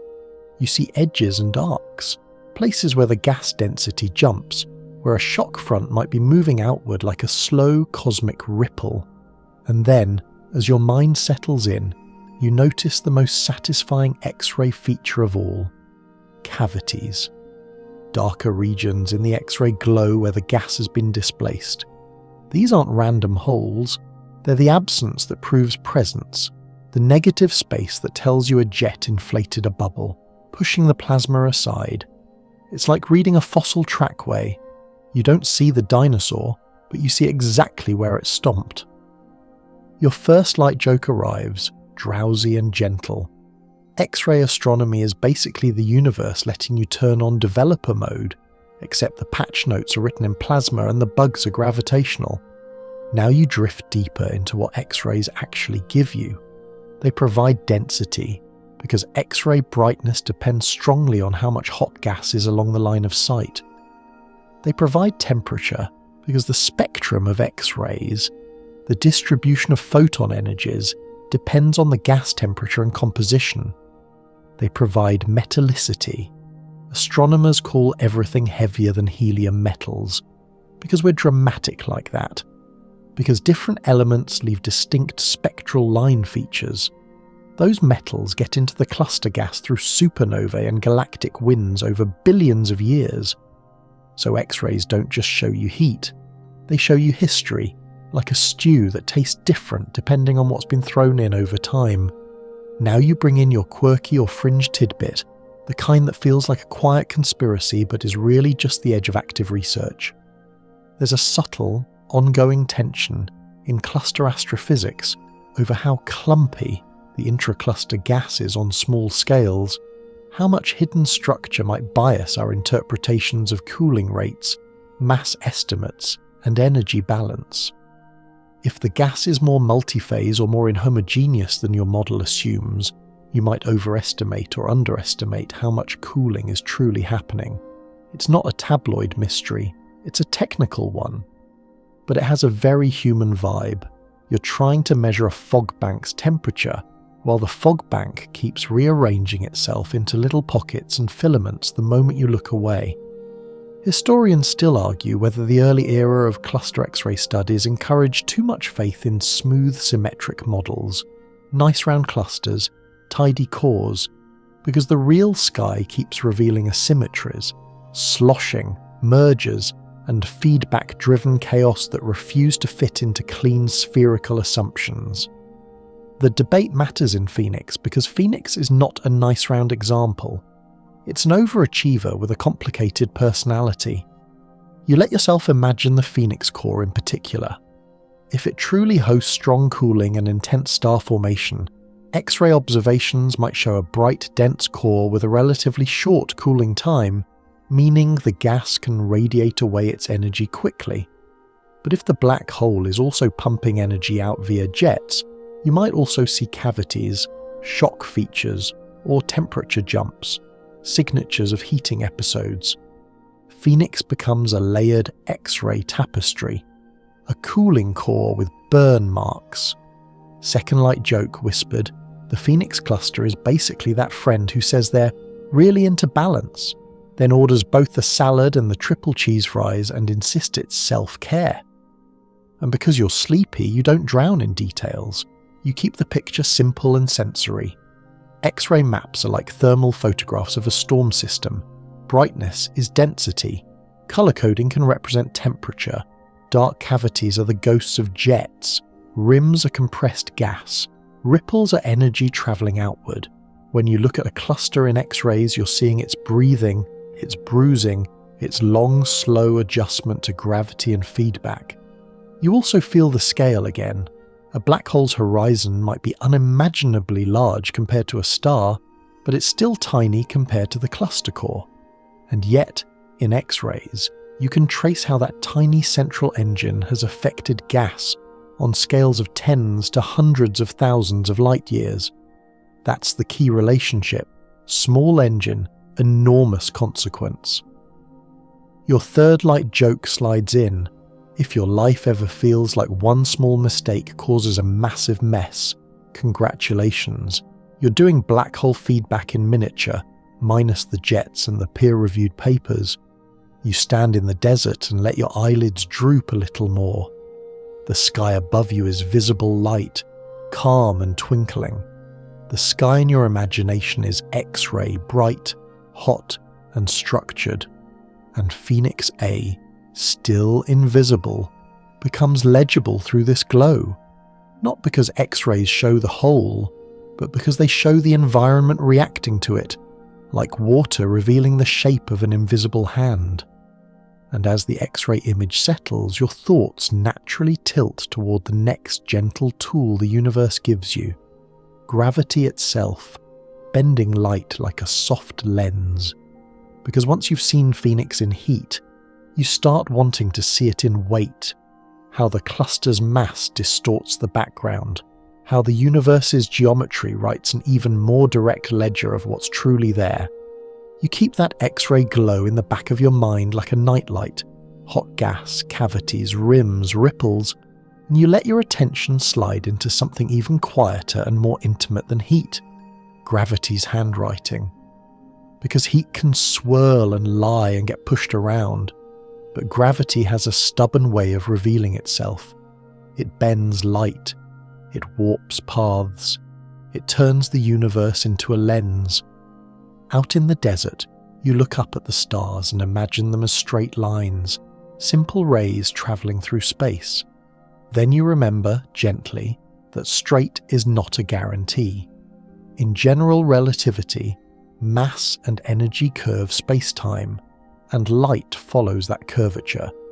So when a massive object sits between you and a more distant galaxy, say a galaxy cluster like Phoenix, the cluster's gravity can bend the background galaxy's light into stretched arcs, smeared shapes, or even multiple images. It's cosmic funhouse mirror stuff, except it's also a precise measurement tool if you know how to read it. You don't need to see Phoenix A directly to feel its environment's weight. The Phoenix cluster, as a whole, is heavy. Galaxies, gas, and especially dark matter. And gravitational lensing gives you a way to map that total mass without relying on how hot the gas is or how bright the stars are. It's a different ledger, a more geometric one. Here's your mainstream historical fact for this section, set down like a stone you can rest your hand on. In 1979, astronomers discovered the twin quasar, Q0957+561, one of the first confirmed examples of strong gravitational lensing, where a foreground galaxy's gravity created multiple images of a background quasar. That discovery helped turn lensing from a theoretical curiosity into a widely used astrophysical tool. And now lensing is one of the ways clusters like Phoenix can be weighed, by how they distort what lies behind them. You keep walking slowly, sand whispering, and you picture the Phoenix cluster as a giant magnifying glass with imperfections. Strong lensing happens near the densest core, where light can be stretched into dramatic arcs. Weak lensing happens over larger scales, where the distortions are subtle, a tiny coherent shear in the shapes of many background galaxies. Strong lensing is the obvious magic trick. Weak lensing is the slow, statistical kind, the kind that feels like counting how many times a curtain flutters and inferring the wind. And you love that, because it matches your mood. Sleepy science is a trust fall into subtlety. When astronomers do lensing analyses, they collect many background galaxy images and measure how their shapes are distorted. They compare the observed distortions to what those galaxies should look like if space were not warped by the cluster. The result is a mass map, often showing where the cluster's dark matter is concentrated, how the mass is distributed, and whether the cluster is relaxed or disturbed, possibly indicating recent mergers. This is important for Phoenix because the cluster's extreme behaviour might be connected to its dynamical state, whether it's been recently stirred. Now your first light joke drifts in.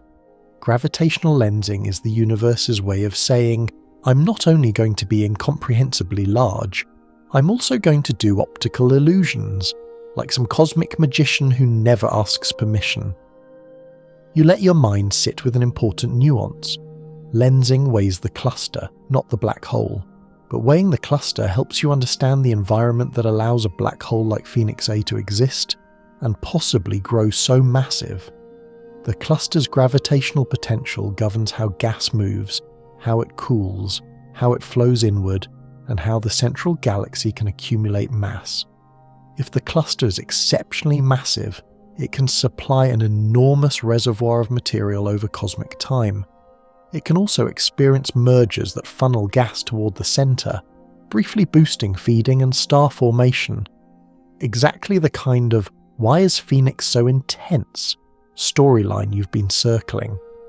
You picture background galaxies as tiny lanterns behind frosted glass. The Phoenix cluster is the glass, thick with gravity. The lanterns smear into arcs, and those arcs tell you the thickness of the glass. The more mass, the more bending. The mass, in turn, is mostly dark matter, an invisible scaffold that dominates the cluster's weight. In a way, lensing is also dark matter's signature, because it doesn't care what the matter is made of, it only cares that it has gravity. Now for your quirky or fringe tidbit, a gentle oddity you can hold without waking up too much. There's a long-standing fascination with lensing anomalies. Tiny mismatches between predicted and observed lensing patterns that might reveal substructure in dark matter halos, like clumps and streams, or perhaps even hint at new physics about dark matter's properties. Most of the time, the anomalies are handled within conventional models and improved data, but the intrigue remains. Lensing can, in principle, expose the universe's hidden mass in a way no other method can quite match. Historians still argue whether the earliest public reception of gravitational lensing leaned too heavily on its "Einstein predicted it" romance, because the real scientific power of lensing emerged later through painstaking surveys, statistical methods, and the slow realization that the universe is packed with natural lenses waiting to be used. It's not a single prophecy fulfilled, it's a whole toolbox built over decades.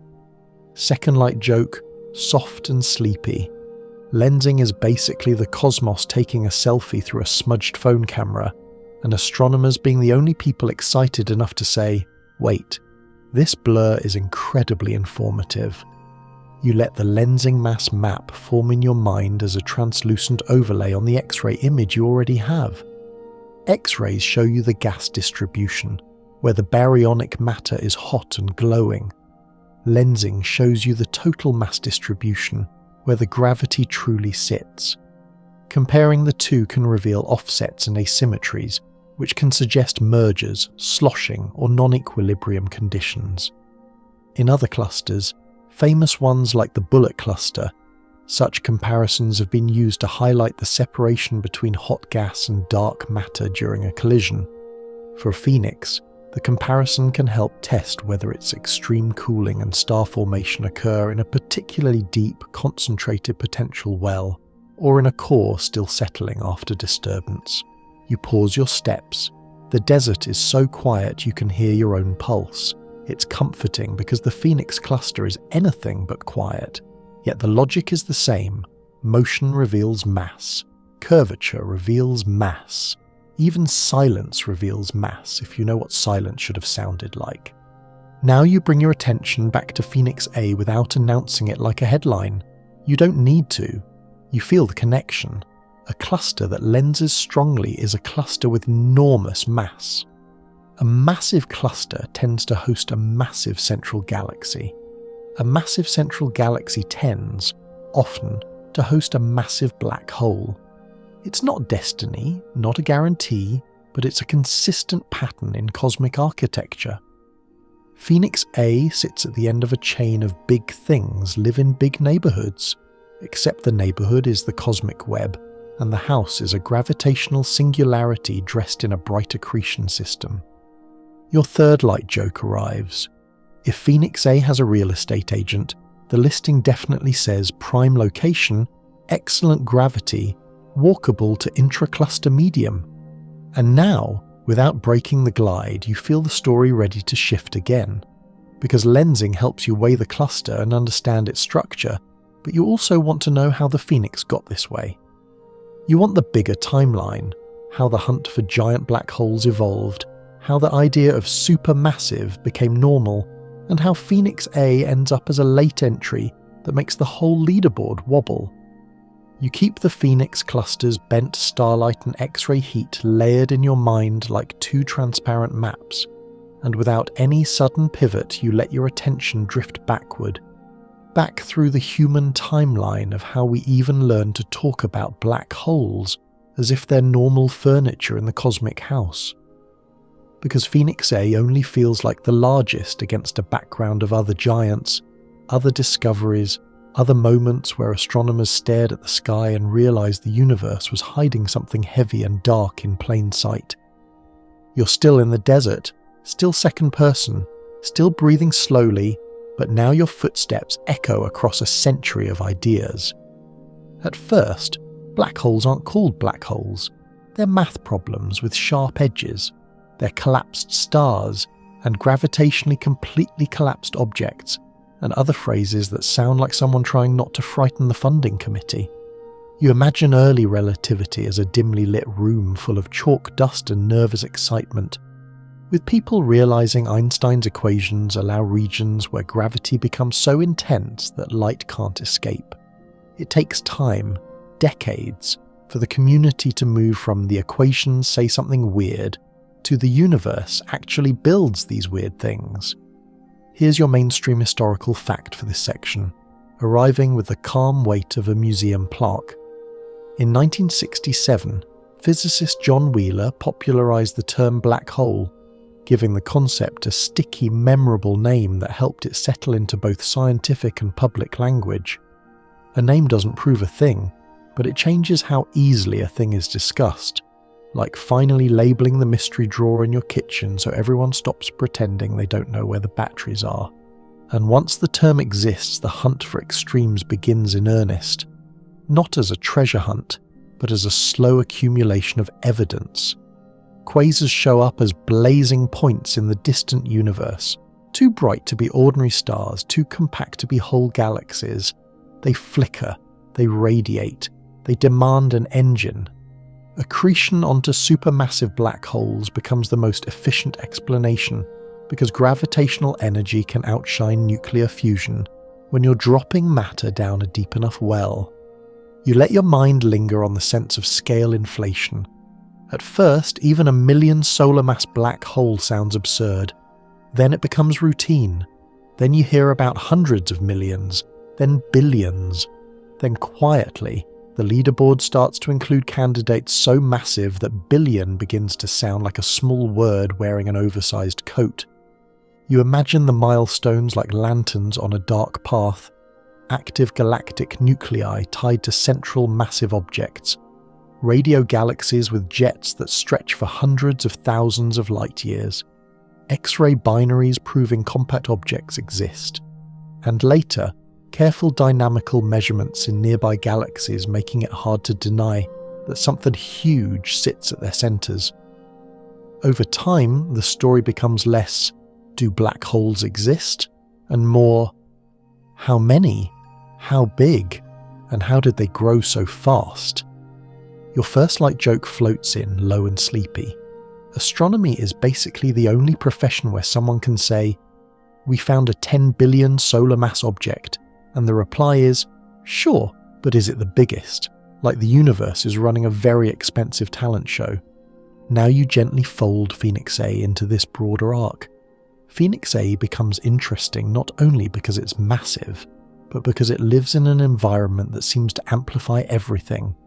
The Phoenix cluster's hot gas, its intense cooling questions, its star-forming central galaxy, its signs of strong feedback. In that setting, a central black hole doesn't feel like an isolated number. It feels like the apex of a whole ecosystem. If the Phoenix system is unusual, then Phoenix A may be unusual not simply by mass, but by the way its mass interacts with its surroundings, how it heats, how it sculpts, how it regulates. And you remember something important for sleep and for science. Largest in black hole talk is never as clean as tallest mountain. Black hole mass estimates come with methods, assumptions and uncertainties that can be large, especially for distant systems. Different candidates can trade places as new data arrives, new models improve, or a previously underestimated systematic error finally gets taken seriously. The leaderboard is real, but it's also squishy. Now you bring in the quirky or fringe tidbit, a little odd sparkle to keep the mind engaged. For years, there's been a cottage industry of ultra-massive black hole claims in the literature and in the press, objects proposed to be tens of billions of solar masses, sometimes based on scaling relations, sometimes on limited data, sometimes on interpretations that later get revised. A few candidates remain genuinely impressive and widely discussed. Others fade as better measurements come in. It creates a kind of folklore around the biggest black holes, names passed around, sometimes with more certainty than the data deserves, like cosmic campfire stories told by people who really want the universe to have a final boss. Historians still argue whether the cultural framing of black holes, especially supermassive ones, shifted from mathematical curiosity to central cosmic actor, more because of spectacular discoveries like quasars and jets, or because of a slower, quieter acceptance built from mundane measurements in ordinary galaxies. You can feel both forces at work. The drama pulled attention in, the boring data made it stick. You let your gaze soften at the stars again, and you notice how your body reacts to the idea of extremes. Something in you wants a single champion, a largest, a definitive winner.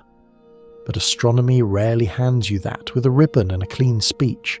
It hands you a set of contenders and a pile of caveats, and then it asks you to be comfortable with uncertainty, like trying to fall asleep while your brain insists on reviewing every embarrassing moment from middle school.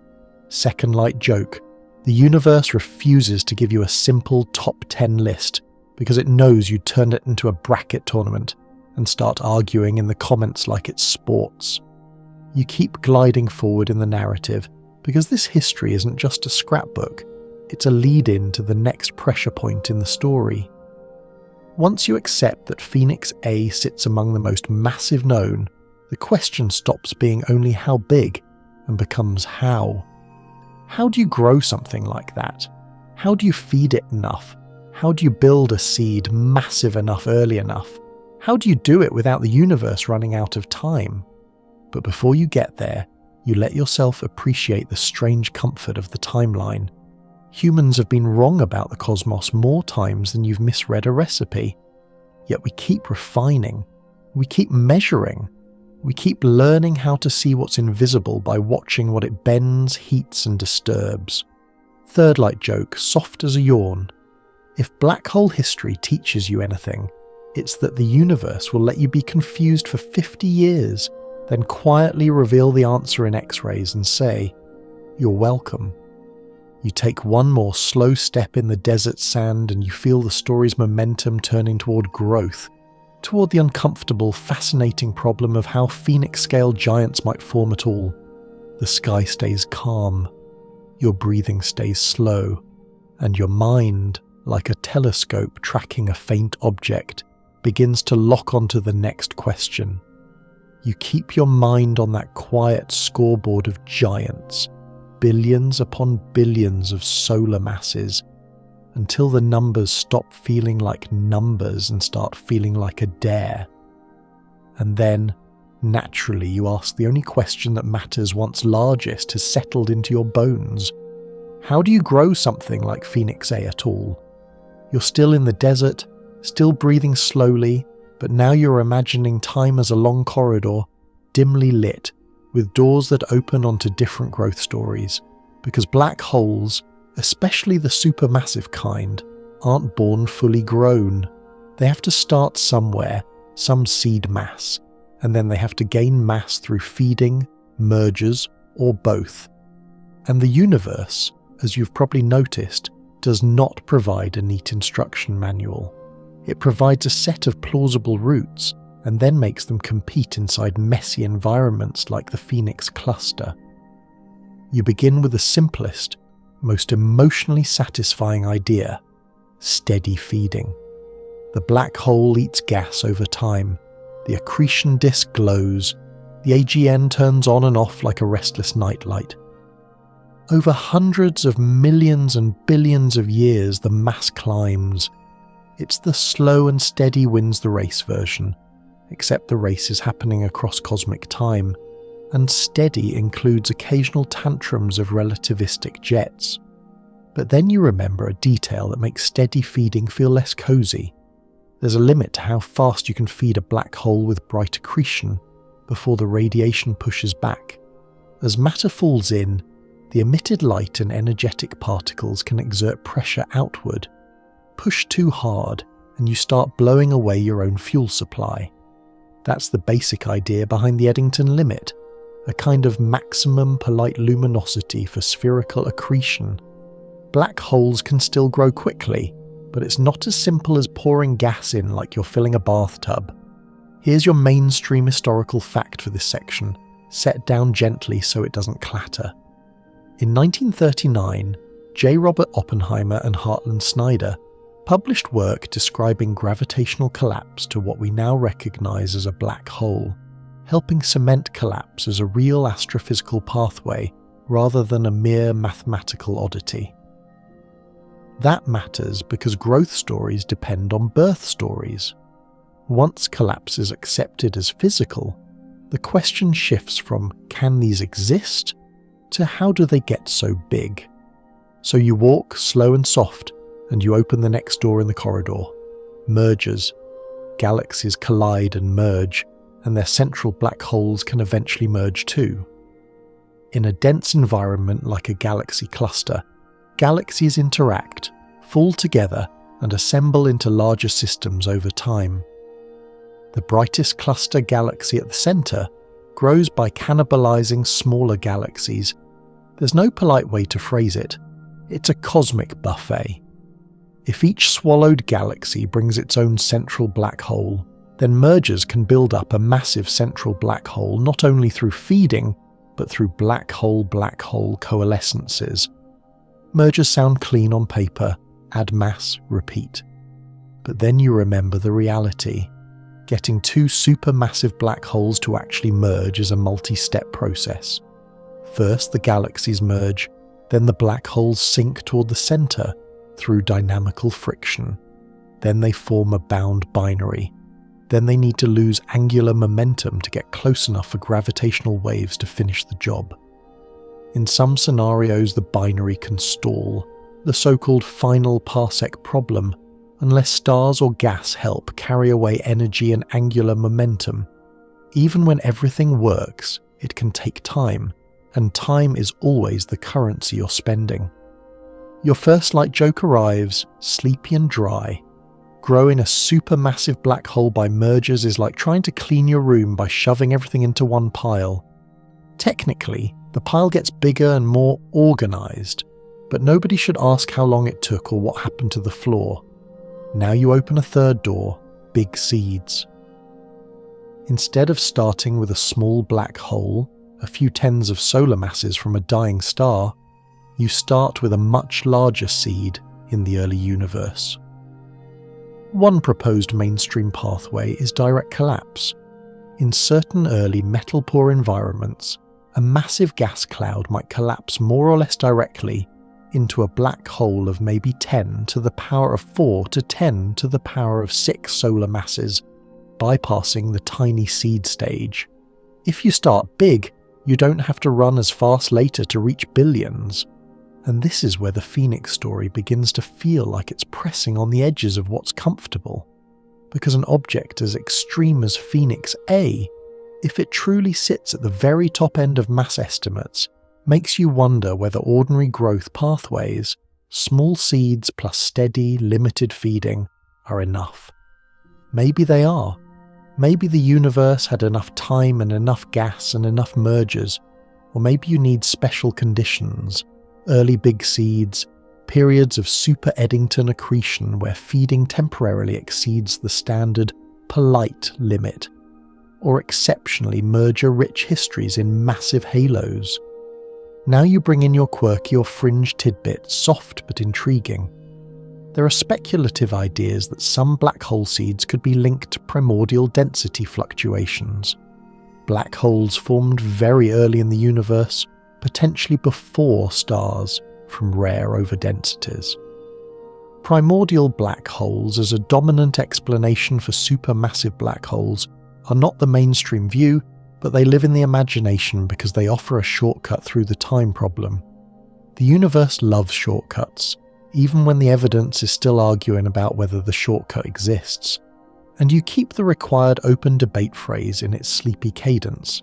Historians still argue whether the first generation of supermassive black hole growth models underestimated how chaotic early galaxy environments were, how often gas inflows could be bursty, clumpy, and briefly super efficient, because early models sometimes leaned on smooth accretion pictures that later simulations and observations complicated. The debate is basically about whether the universe grew its giants by patience, by violence, or by some combination that makes tidy categories useless. Second light joke, if you ask how did it get that big, the universe answers like a vague roommate, a mix of things, then disappears into a cloud of dust and merger trees. You let yourself feel the cluster environment again. In the Phoenix cluster, the central galaxy sits at the bottom of a deep gravitational well. Gas can cool and flow inward, at least sometimes. Mergers can deliver fresh fuel and fresh black holes. The central black hole can regulate cooling through feedback, but if the regulation is imperfect or delayed, you can get episodes of intense feeding and star formation. In that sense, Phoenix A might not be a mystery bolt from the blue. It might be the natural outcome of living in the universe's richest neighborhood with the universe's most complicated thermostat. You also remember that growth isn't just more mass, it's also spin. Each accretion episode and merger can spin the black hole up or down, changing how efficiently accretion converts to radiation and how powerful jets can become. Spin becomes part of the growth story, like the black hole's long-term mood setting the tone for its feedback. A rapidly spinning black hole can potentially power stronger jets, which could heat the cluster gas more effectively, which could choke off cooling, which could slow feeding, unless cooling finds a loophole through filaments and precipitation. It's all connected, and the connections are why you can't isolate Phoenix A from Phoenix Cluster and expect the story to stay true. Your third light joke slips in, gentle. Black hole growth is the only self-improvement plan where eat more and work out happen simultaneously, and the workout is launching jets that carve holes in galaxy cluster gas. Influencer culture could never. You stop walking. The desert is still. The sky is still. Your mind is full of doors and corridors and growth routes, and you realize you haven't reached a single, satisfying conclusion. Because astrophysics rarely offers one, especially at the extremes. But you have something better for a sleepy brain. A set of plausible pathways that feel real, that connect to the environment you've been building section by section. And as your thoughts continue to glide forward, another gentle pressure point forms. Even if you can outline how such a giant might grow, you still have to face the uncomfortable social layer. How much of largest is real measurement and how much is hype, definition and error bars wearing a crown? You don't yank your attention away from growth theories, you just let it soften into the next, slightly awkward human layer. Because once you start talking about the largest, you're no longer only doing astrophysics, you're also doing language, you're doing definitions, you're doing headlines, you're doing the ancient art of watching a complicated measurement get squeezed into a single, confident adjective. Out in your desert, the stars look simple, little points, little promises, while your brain quietly acknowledges that nothing about Phoenix A is simple. Even the phrase largest black hole hides a stack of questions under the rug like dust bunnies you swear you'll deal with later. Largest by what? Mass, obviously. But measured how? And with what uncertainty? And compared to which sample of black holes, using which methods, and under what assumptions? It's not that the word largest is forbidden. It's that it has a habit of pretending error bars don't exist, like the universe is obligated to give you a clean winner. So you let your tone stay relaxed, a little teasing, because if you get too serious you'll wake yourself up. You imagine a scientist reading a press headline, largest black hole ever found, and responding with the most polite form of horror. A long exhale, a careful sip of coffee and a quiet, define largest. Here's your mainstream historical fact for this section, slid in like a familiar reference point. In 2019, the Event Horizon Telescope collaboration released the first image of a black hole shadow, the supermassive black hole in M87, showing a bright ring around a dark central region consistent with the expected horizon scale silhouette. That matters not because it settles Phoenix A's rank, but because it shows how easily the public mind can conflate "we saw a black hole" with "we measured everything about it precisely." Even when the data are extraordinary, interpretation still comes with models and uncertainties, just better ones than before. You keep moving in the sand, slow as a tide. You begin sorting the sources of hype without being cruel about it, because hype is just human enthusiasm with a megaphone. The biggest one is simple. Mass estimates for distant supermassive black holes are often indirect. They rely on scaling relations, assumptions about geometry, and proxies that were calibrated on nearer, better studied systems. If Phoenix A's mass is inferred using host galaxy relations or AGN line widths and luminosities, each step introduces scatter. Scatter is science's way of saying, this is real, but it's not exact. And then there are definitions. Is largest the biggest measured mass, or the biggest plausible mass within uncertainties?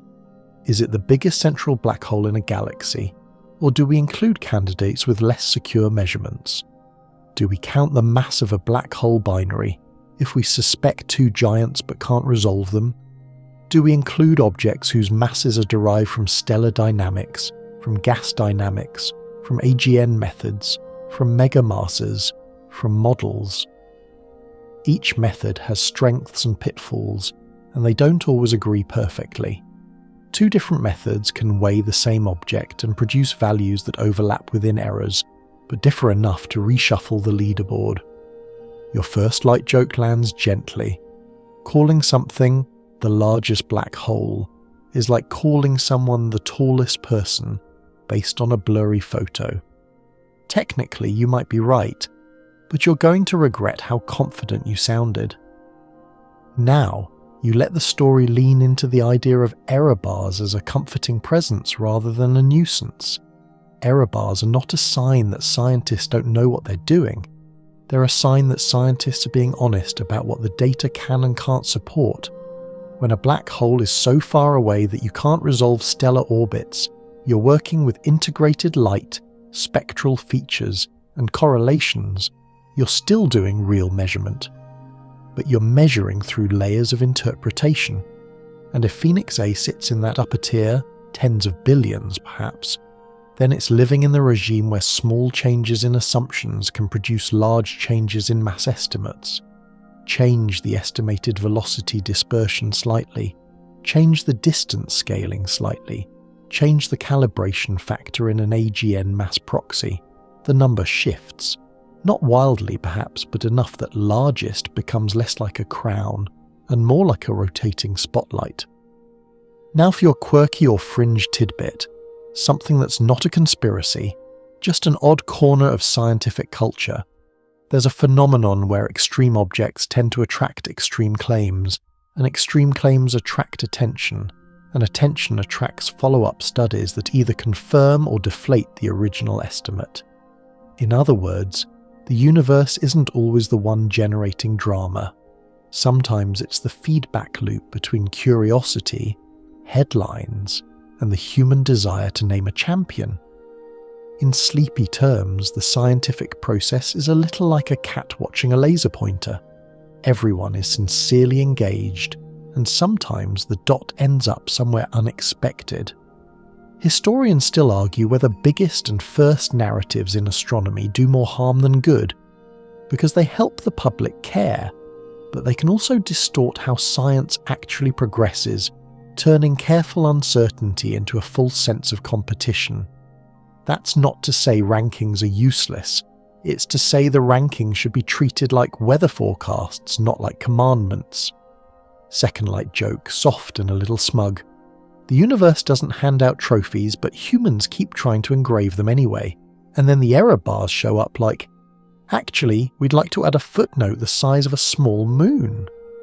You keep your thoughts focused. No drifting into later bullets, no jumping ahead to future instruments. You stay right here.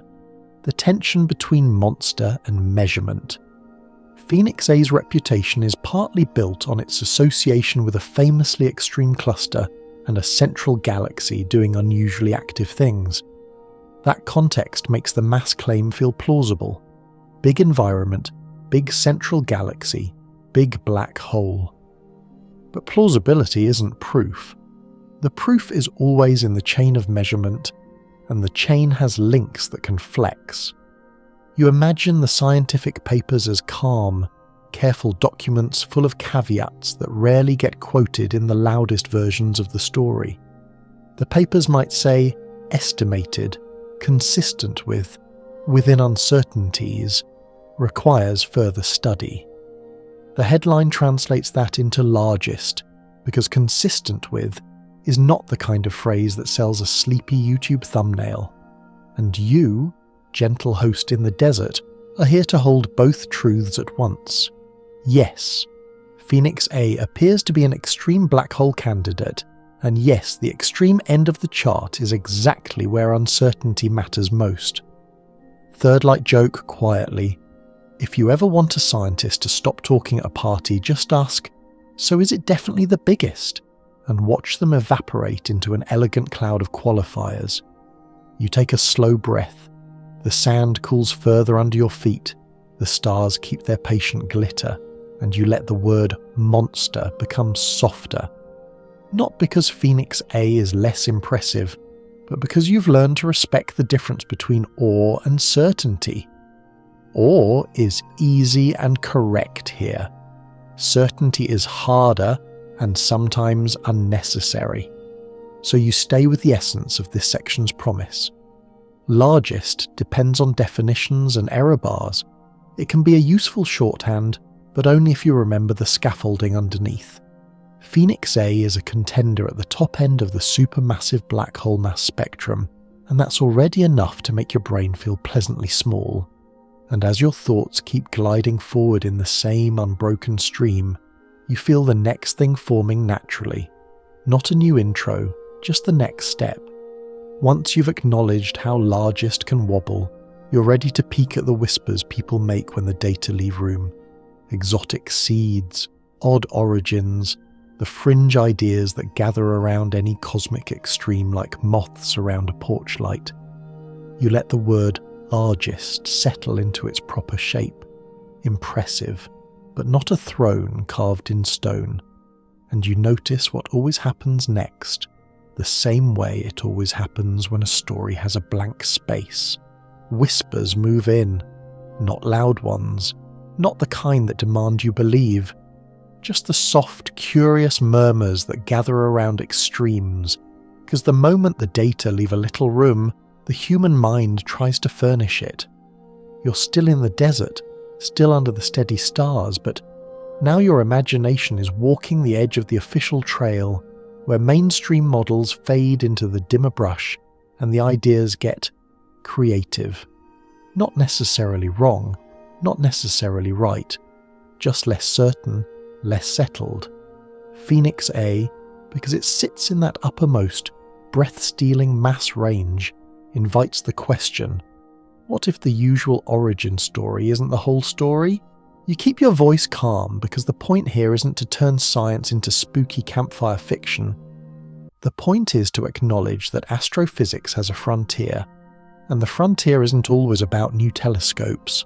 Sometimes it's about the early universe, where conditions were unfamiliar, and where the seeds of today's giants might have formed in ways we're still trying to pin down.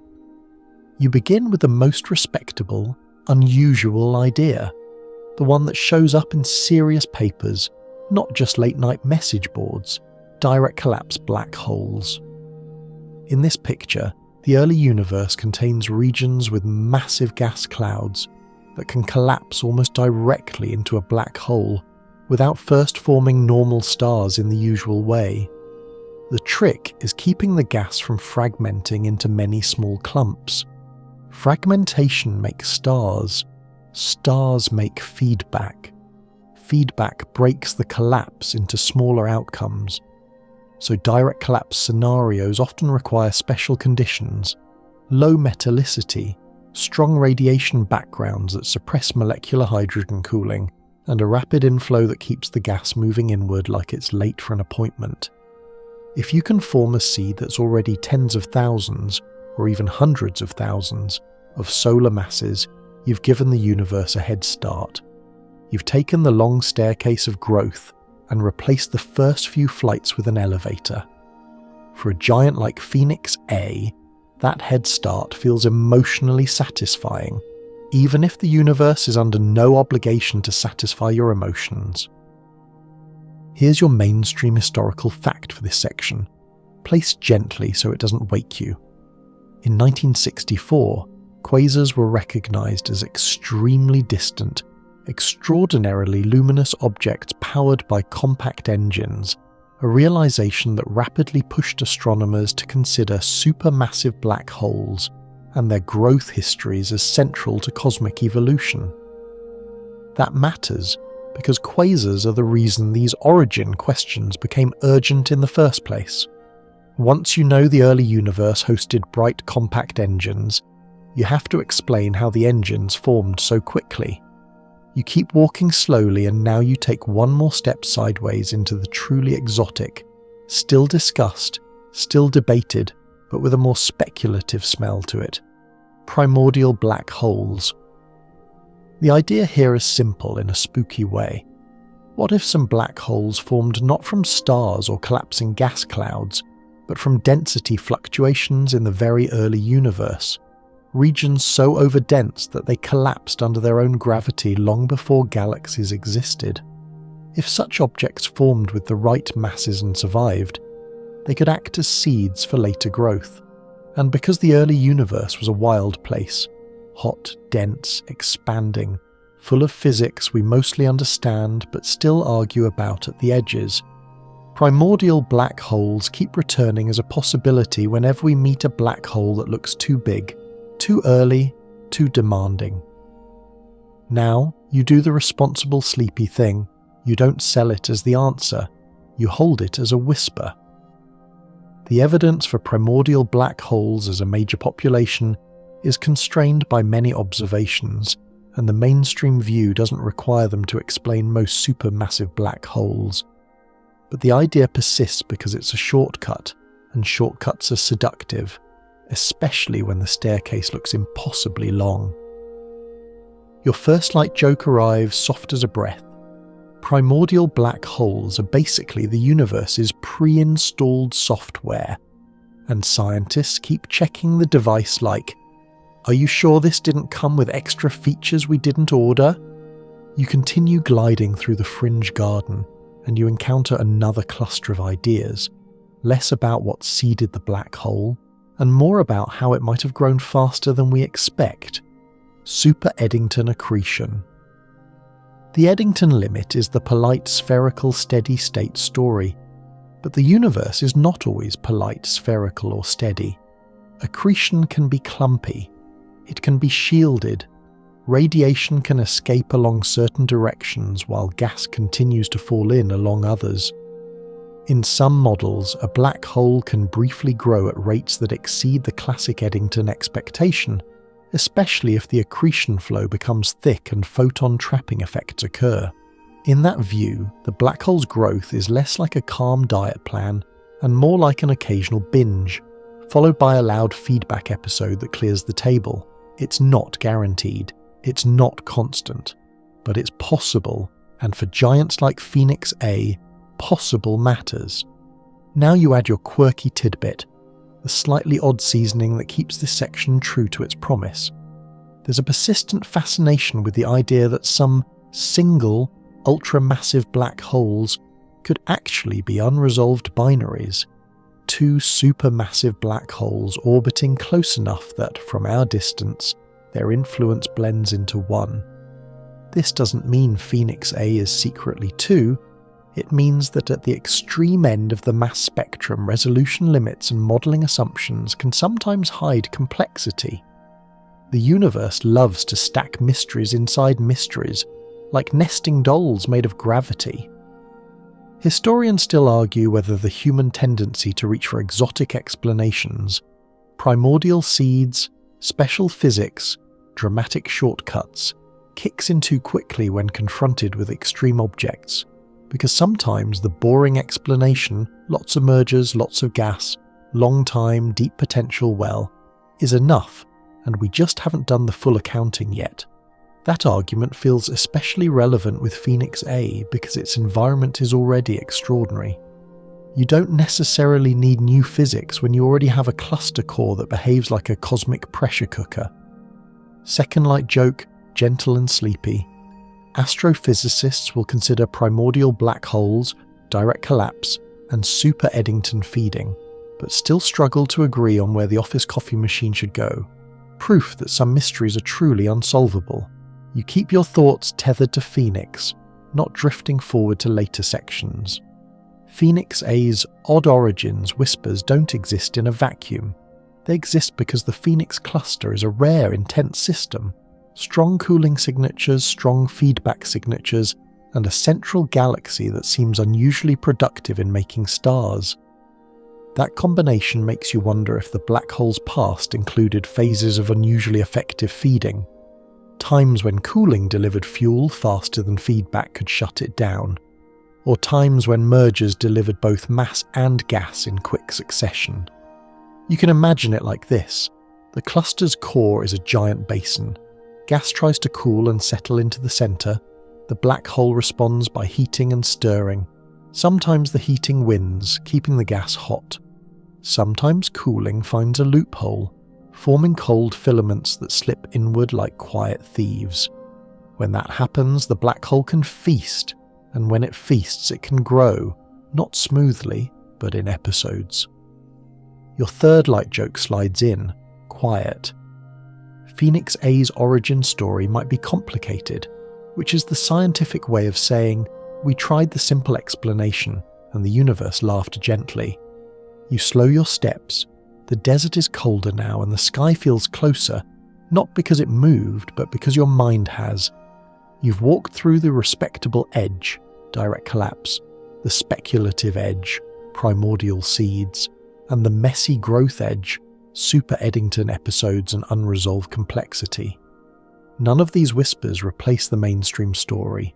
They hover beside it, ready to be tested, refined, or quietly dismissed as better data arrives. And that's the real comfort. Even the fringe tidbits aren't pure fantasy. They're hypotheses with consequences, predictions about early galaxies, about seed populations, about growth timescales, about feedback signatures. The universe can, in principle, answer them. It just answers slowly in faint light with error bars, so you let the whispers fade back into the background, not gone, just quiet, and you feel the narration naturally tug you towards something more solid again, the host galaxy itself, the throne Phoenix A sits in. Because whatever the black hole's origin, it grew inside a galaxy with its own structure, its own motions, its own history. And if you want to understand the monster, you have to understand the throne. You let the fringe whispers fade like distant radio static, and you return to something you can picture with calmer confidence: the throne, the host galaxy. The great central galaxy sitting in the Phoenix cluster's deepest gravity basin, wearing its mass the way old trees wear bark, thick, layered, patient, and slightly indifferent to your opinions. You're still in the desert, still in the same continuous night, but now you imagine stepping into that galaxy's center like walking into a cathedral built out of stars. A brightest cluster galaxy, often a giant elliptical, doesn't sparkle with spiral arms or neat photogenic symmetry. It's more like a luminous fog bank with a concentrated heart. Its light is smooth, its shape is broad, and its history is written in the way its stars move. Not in tidy circular orbits, but in a swarm of random directions, as if the whole thing is an old crowd that has learned to flow around itself. You keep the narration second person, present tense. You move through the galaxy's inner regions and feel the gravity deepen, not as a pull on your body, but as a pull on your imagination, a sense that every step inward means you're entering a place where mass has been gathering for a very long time. You picture the galaxy assembling through mergers, small galaxies falling in, being stripped, their stars added to the halo like new pages glued into an already thick book. Over cosmic time, the central galaxy becomes enormous, not by being born perfect, but by collecting. Here's your mainstream historical fact for this section, delivered with that sleepy, this is a real thing humans did steadiness.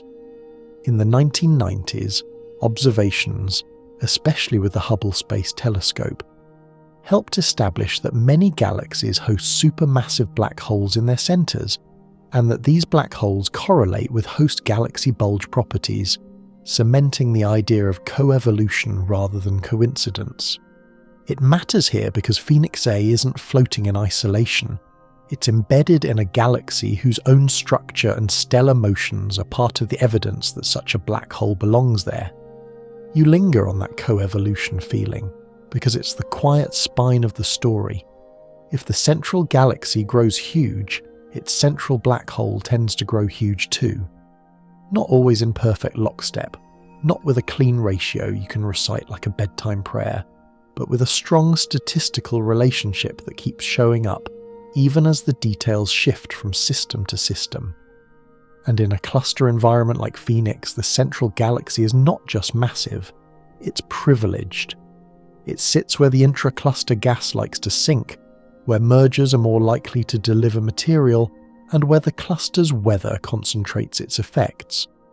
If cooling flows, or cooling attempts, send gas inward, it tends to reach this galaxy first.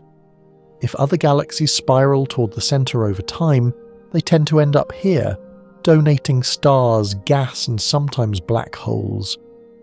Your first light joke arrives gently. The brightest cluster galaxy is basically the universe's inbox, and everything eventually winds up there. Stars, gas, small galaxies, and probably a few lost cosmic socks. Now you picture the galaxy's kinematics, the way its stars move. Astronomers describe this using velocity dispersion, how fast stars are moving in random directions. A higher dispersion generally means a deeper gravitational potential, and, by the M-sigma relation, often implies a more massive central black hole. You imagine spectra taken from the galaxy's light, the absorption lines broadened by stellar motions.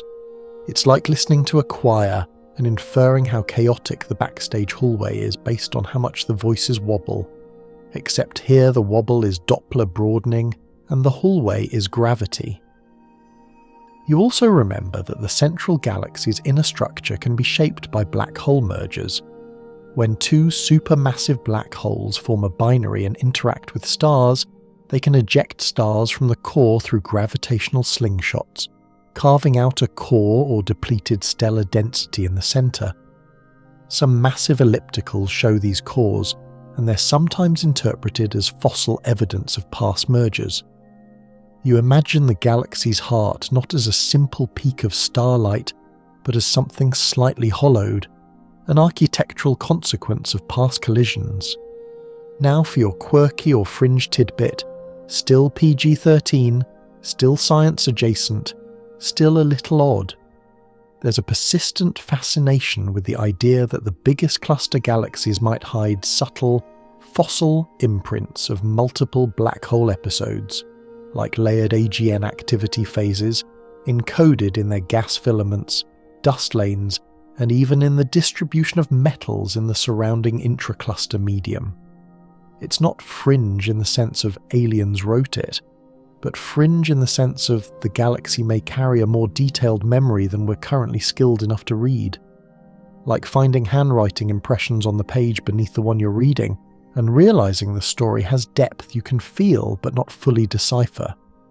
Historians still argue whether the tight correlations between black hole mass and galaxy bulge properties imply direct causal regulation, black holes actively sculpting galaxies through feedback, or whether both black holes and bulges simply grow together because they share the same supply lines of gas and mergers, making correlation look like control. That debate sits right under your feet here. Is Phoenix A the sculptor of its throne, or the passenger that grew large because the throne grew large? Maybe both, maybe neither in the simple way we want. Second light joke, soft. Galaxy evolution debates are basically the academic version of did the chicken shape the egg, or did the egg shape the chicken? Except the chicken is a black hole, and the egg is an entire galaxy cluster.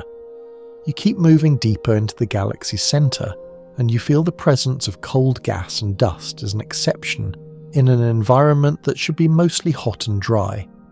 A giant elliptical in a cluster core is often expected to be gas poor, red and dead.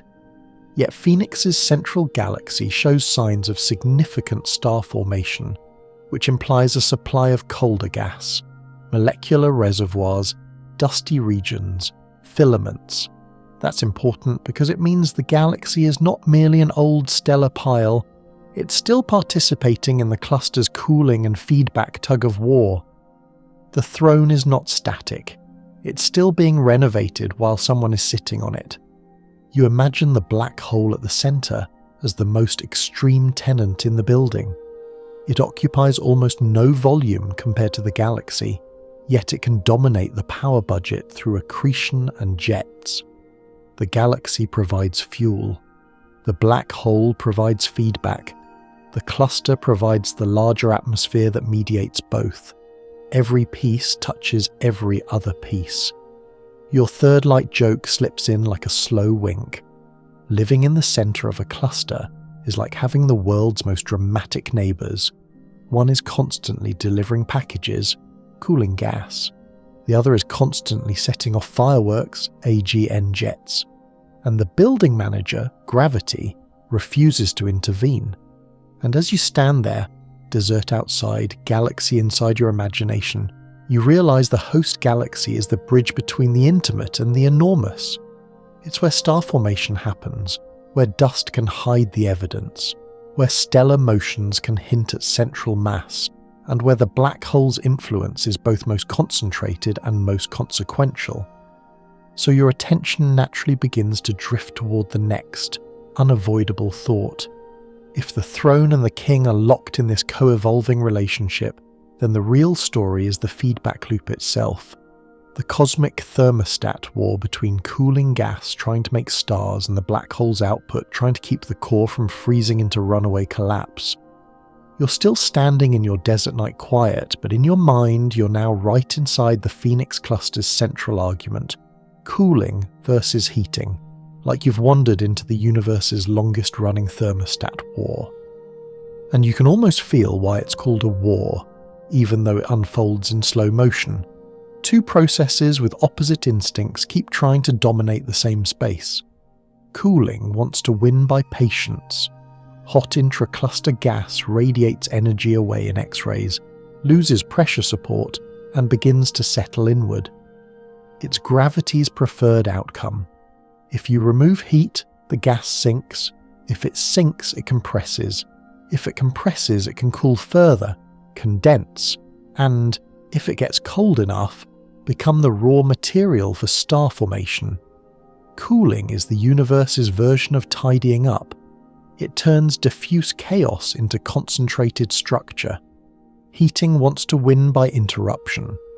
The central black hole, Phoenix A, feeds, and in feeding it generates energy. Some of that energy becomes radiation, some becomes kinetic power in jets, some becomes shock waves, turbulence, and those enormous bubbles you already pictured rising like dark jellyfish through hot plasma. Heating is gravity's side effect turned into a counterpunch. The same process that pulls matter in can throw energy back out, stopping the surrounding gas from finishing the cooling journey. You don't need a scoreboard, you can feel it like a push and pull in your ribs, and Phoenix is especially hypnotic because it looks like both sides are unusually strong. Cooling signatures seem intense. Star formation in the central galaxy seems unusually high for a cluster core. Yet the black hole's feedback, the jets, the cavities, also appears powerful. The thermostat isn't a calm device maintaining a gentle balance. It's a powerful system with lag, overshoot, and occasional dramatic swings. Here's your mainstream historical fact for this section. Play softly into the flow. In the early 2000s, X-ray observations with modern space telescopes revealed clear cavities in many cluster cores, strongly supporting the idea that AGN feedback injects enough mechanical energy to offset radiative cooling, reshaping the cooling flow problem into a feedback regulation framework. That matters because this is the era when the thermostat stopped being an abstract idea and became something you could literally see as missing X-ray gas, negative space with a cause. You take a slow breath in the desert and you imagine the thermostat not as a dial, but as a loop with delays. Cooling gas doesn't instantly become stars. It must lose heat, condense into filaments, form molecular clouds, fragment. Feeding the black hole also doesn't instantly translate into cluster-wide heating. The black hole outputs energy in jets that are directional and episodic. That energy must couple to the intracluster gas through shocks, mixing, turbulence, and sound waves. Some of it misses, some of it goes too far out, some of it heats the wrong place at the wrong time. That lag is everything. A thermostat with lag doesn't hold steady, it oscillates. So you picture Phoenix Cluster as a room where the heater is absurdly strong, and the windows are somehow also leaking heat very efficiently. The room never settles. It cycles between too warm and too cold, except warm here means tens of millions of degrees, and cold means merely a few million, until it suddenly drops into filaments and molecular gas that can make stars. It's a room you wouldn't want to rent, frankly, unless you like dramatic energy bills. Your first light joke arrives.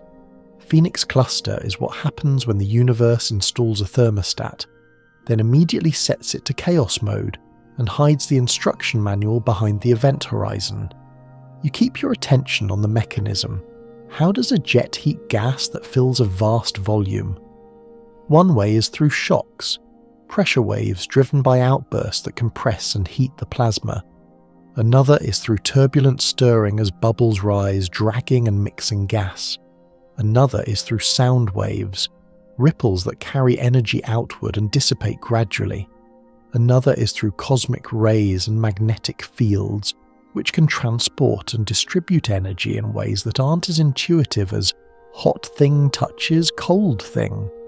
And crucially, heating doesn't have to erase cooling completely. It only has to keep cooling from becoming runaway. In many precipitation models, cooling becomes significant when the cooling time becomes short compared to the freefall time, when the gas can radiate away its energy faster than it can be supported against gravity. Under those conditions, cold gas can rain out in filaments, feeding both star formation and the black hole. The black hole then responds with feedback, which lengthens the cooling time again. The rain stops. Then, over time, cooling resumes and the cycle repeats. If that's roughly right, then Phoenix might be a system caught in a particularly rainy season. Now for your quirky or fringe tidbit, something that feels a little sideways but still belongs in the real conversation. There are discussions about whether cluster cores can be overheated in a way that temporarily pushes gas outward, creating sloshing and displaced cool cores, and whether this can lead to periods where cooling becomes spatially uneven, cooling in filaments at the edges of bubbles, rather than smoothly in the very centre. It's the kind of idea that makes cluster gas feel less like a pot on a stove and more like a living atmosphere with fronts and eddies. The fringe flavour isn't new physics, it's new complexity. The thermostat may not just turn up and down, it may rearrange the room. Historians still argue whether the feedback regulation picture is best framed as a self-correcting equilibrium or as a series of quasi-stable episodes punctuated by outbursts and collapses, because different clusters and different times in a cluster's life may behave more like one or the other. Phoenix, with its extreme cooling indicators and intense central activity, feels like evidence for the episodic view. Balance exists, but it's a restless balance. Second light joke softly. If the Phoenix cluster's core were a playlist, it would alternate between chill cooling flow beats and a GN jet drop, and the transitions would be aggressive. You let the image of star formation return briefly, because it's the clearest output of cooling that ordinary humans can appreciate. Stars forming in the central galaxy mean cooling has, at least in part, succeeded in making cold gas. But the presence of strong AGN activity means heating is also succeeding, at least in injecting energy. So the puzzle becomes, why are both so prominent at once? Is the system in a short-lived phase where cooling temporarily outpaces heating? Is the jet energy poorly coupled to the densest cooling gas? Is the geometry such that heating misses some of the cold filaments? Or are we seeing the aftermath of a recent event, a merger, an inflow, that dumped extra fuel into the core and briefly overwhelmed the thermostat? You don't pick one. You let the possibilities float, because this section's promise is the thermostat war itself, the push-pull feedback loop, rather than a final verdict. Third light joke, gentle. The Phoenix core is like a kitchen where the fridge is broken, the oven is stuck on high, and someone keeps baking anyway. Yet somehow dinner keeps happening. You stop walking again. The desert air feels cleaner, and your thoughts feel heavier in a good way. The feedback loop, cooling, precipitation, feeding, jets, bubbles, heating, now feels like a single breathing organism. Not perfectly regular, not perfectly stable, but persistent. And as the story continues to glide forward, you can feel what wants to come next without any hard pivot. If the thermostat war is the central dynamic, then one of the most important questions is whether our theories can reproduce it, whether simulations can build a Phoenix-like cluster with a Phoenix-like black hole and get the same messy combination of intense cooling signatures, strong feedback, and star formation that refuses to stay quiet. You keep the thermostat war humming in the background, cooling trying to rain, jets trying to dry the air, until your mind naturally asks the next sleepy, practical question. Can we actually recreate this in a universe we build inside a computer? Because it's one thing to narrate Phoenix Cluster like a living atmosphere. It's another thing to convince a simulation to behave that way, without cheating, without secretly nudging the outcome, without writing "make it dramatic" into the code like a stage direction. So you imagine a quiet room somewhere on Earth, bright with monitors, dim with late hours, full of people who drink coffee with the seriousness of priests. On those screens, a simulated universe.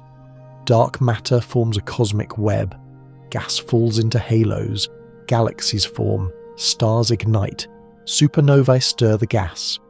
Black holes appear as subgrid objects, too small to resolve directly in cosmological volumes, so they're represented by models, recipes, parameter choices, and that's where the whole Phoenix question becomes exquisitely difficult. The most important actor is also the one you can't fully resolve.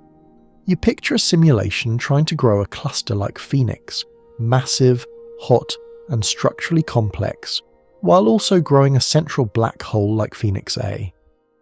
The simulation must let gas cool realistically, but not too much. It must allow star formation, but not turn the core into an absurd fireworks factory. It must include black hole feedback, jets, winds, radiation in some parameterized form, and somehow that feedback has to couple to the gas in ways that produce cavities, turbulence, and temperature structure that resembles what X-ray telescopes see. This is where the universe's lullaby becomes a debugging session. Here's your mainstream historical fact for this section, offered in a calm, bedtime-friendly way. In the early 1980s, large-scale cosmological simulations began demonstrating that dark matter can naturally form a web-like structure through gravitational collapse, laying a foundation for modern galaxy and cluster formation modelling. It matters because today's Phoenix-like simulations are descendants of that work. Bigger, more detailed, but still fundamentally wrestling with the same core idea. Gravity builds scaffolding, and baryonic physics fills it in, messily. You keep walking slowly in the desert, but your mind walks through a simulated cluster core, watching how the model tries to handle cooling. In a computer, cooling is an equation and a lookup table of radiative processes, but real cluster gas isn't a single phase, it's multi-phase, turbulent, threaded by magnetic fields, stirred by mergers and bubbles and sloshing. In a simulation, if you treat it too smoothly, cooling can become too efficient. You get the old cooling flow problem again, only now it's not an observation mismatch, it's your simulated cluster turning into a ridiculous starburst, because your feedback model didn't stop it. So the simulation adds feedback, the black hole injects energy. But how? In many models, black hole feedback is implemented as thermal energy deposited into nearby gas, or kinetic winds, or collimated jet-like energy injection. Each approach has trade-offs. Deposit heat too gently, and the gas radiates it away before it matters, like trying to warm a room by whispering at the radiator. Deposit it too violently, and you blow the core apart in ways clusters don't seem to do regularly. The real universe manages to heat gas without erasing the cool core entirely, at least most of the time. That balancing act is what the models struggle to reproduce. Your first light joke drifts in. Simulations are where astrophysicists go to create a universe, then spend 6 months wondering why it won't behave, like they're trying to raise a galaxy cluster as a pet, and it keeps chewing through the furniture. You imagine the Phoenix-like challenge as a kind of stress test for feedback models. If a model can produce a cluster with strong X-ray emission, a cool core signature, cavities from jets, and simultaneously an unusually high central star formation rate, without breaking other constraints, then you start believing the model's physics is capturing something real. If it can't, then Phoenix becomes a problem child that helps you discover what your recipes are missing. Now for your quirky or fringe tidbit, something that feels like peeking behind the curtain. Sometimes, small differences in subgrid choices. how you approximate unresolved turbulence, how you treat gas clumping, how you decide when a black hole is in a jet mode versus a radiative mode, can lead to large differences in cluster core outcomes. Two simulations can start with the same cosmological initial conditions, then diverge in the core because the feedback implementation behaves like a tiny thermostat knob with huge leverage. It's a reminder that the Phoenix story is sensitive to details, not just how much energy the black hole releases, but how, where, and when. Historians still argue whether the rise of highly sophisticated simulations has made astrophysics more secure or more fragile in public perception, because simulations can look so visually convincing that people forget they are still models, structured guesses constrained by data, not direct recordings of reality. That debate matters in a sleepy way. You can trust the simulations as tools, but you shouldn't confuse a beautiful simulated cavity with proof that you've fully understood the real one. Second light joke. Quiet. A simulation can render a galaxy cluster in 4K, but it will still crash if you forget a semicolon. Nature never has this problem, which feels unfair. You stand still in the desert and imagine running the same simulation many times, tweaking parameters. Change the efficiency of feedback. Change the black hole's accretion prescription. Change how cooling is calculated when the gas becomes dense. Change how star formation turns on in cold gas. Every tweak changes the story. Your job, if you're the sleepy host inside your own mind, is to notice that this is the point. The simulation is a laboratory where you test which stories are plausible. And Phoenix, because it's so extreme, forces the test to be honest. A bland cluster can be matched by many models. A dramatic cluster with both vigorous cooling signatures and strong feedback narrows the options. It punishes sloppy assumptions. It highlights missing physics. It makes the thermostat war harder to fake. Your third light joke arrives softly. Phoenix cluster is basically the pop quiz of galaxy cluster modelling. Everyone insists they studied, then the test starts and suddenly nobody remembers how to couple jet energy to multiphase plasma without setting the whole thing on fire. You let your thoughts glide onward without introducing anything new. If simulations are the dream world where we rehearse the Phoenix story, then the next question becomes, what waking world instruments will check the dream? What observatories, what techniques, what future measurements will pin down Phoenix A's mass, its feeding, its feedback, and the cluster's cooling structure with less guesswork? Because the universe is patient, but it's also testable, and you're about to walk right up to the edge of the next set of tools that might finally force Phoenix to answer in clearer detail. You let the simulation room fade, those glowing monitors, that tidy chaos of parameters, and you return to the waking world where the universe refuses to be rerun with a different seed and a better mood. Out here, you only get one Phoenix cluster, one Phoenix A, one set of photons that arrive when they arrive. So the next comfort you reach for is the comfort of better instruments. Not because they'll make the universe less strange, but because they'll let you describe the strangeness with fewer guesses. You're still in your desert night, still feeling the cool creep into the sand, and you imagine the next generation of observatories as quiet hunters, patient, sensitive, and mildly obsessive. You can almost hear them, not as machines, but as kind of collective attention, turning toward the Phoenix cluster with the slow, deliberate care of someone trying to read tiny print in dim light without waking the whole house. The questions they bring are simple to say and hard to answer. How massive is Phoenix A really? How fast is it feeding right now? How much power is going into jets versus radiation? How is that energy coupling to the intra-cluster gas? Shocks, turbulence, sound waves, cosmic rays. And why does Phoenix look so extreme compared to most cluster cores we've studied? You imagine X-ray observatories first because clusters talk best in X-rays. Better X-ray spectroscopy means better temperature maps. sharper measurements of cooling rates, and, most intriguingly, direct measurements of gas motions through line broadening and shifting. Turbulence and bulk flows aren't just poetic words, they're measurable signatures, like hearing wind speed by the pitch of a whistle.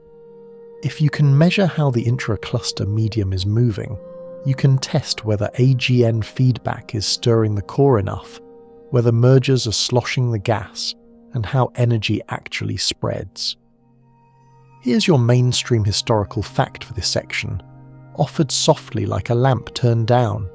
In 1609, Galileo began using a telescope for systematic astronomical observations, a turning point that helped establish instrument-driven discovery as the engine of modern astronomy. It matters because the Phoenix story, like all astronomical stories, is ultimately an instrument story. The universe doesn't change when you build a new telescope, but what you can convincingly say about it changes dramatically. Now you let your imagination widen beyond X-rays. You picture radio arrays listening for the black hole's outflows, jets and lobes that can trace the direction, history and power of feedback. Radio observations can show you the shape of the jet, the extent of old outburst relics, and the relationship between radio-emitting plasma and the X-ray cavities it inflates. It's like seeing the ink that drew the missing spaces in the hot gas.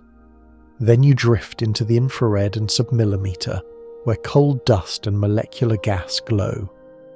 If Phoenix's central galaxy is forming stars at a remarkable rate, it must have fuel, cold gas reservoirs that you can trace via molecular lines, and dust that re-radiates starlight. Better measurements of those reservoirs tell you how much gas is available, how it's distributed, whether it's in smooth disks or chaotic filaments, and how quickly it might be consumed or replenished. This is where the story becomes almost domestic. The galaxy is cooking stars, and the pantry inventory matters. Your first light joke arrives, gentle. Astronomers are basically cosmic accountants, X-rays for the hot budget, radio for the jet expenses, infrared for the dusty receipts, and somehow the universe still refuses to balance the books. You also imagine optical and near-infrared spectroscopy sharpening the host galaxy side of the ledger, stellar velocity dispersions, bulge properties, and, if possible, gas kinematics in the central regions.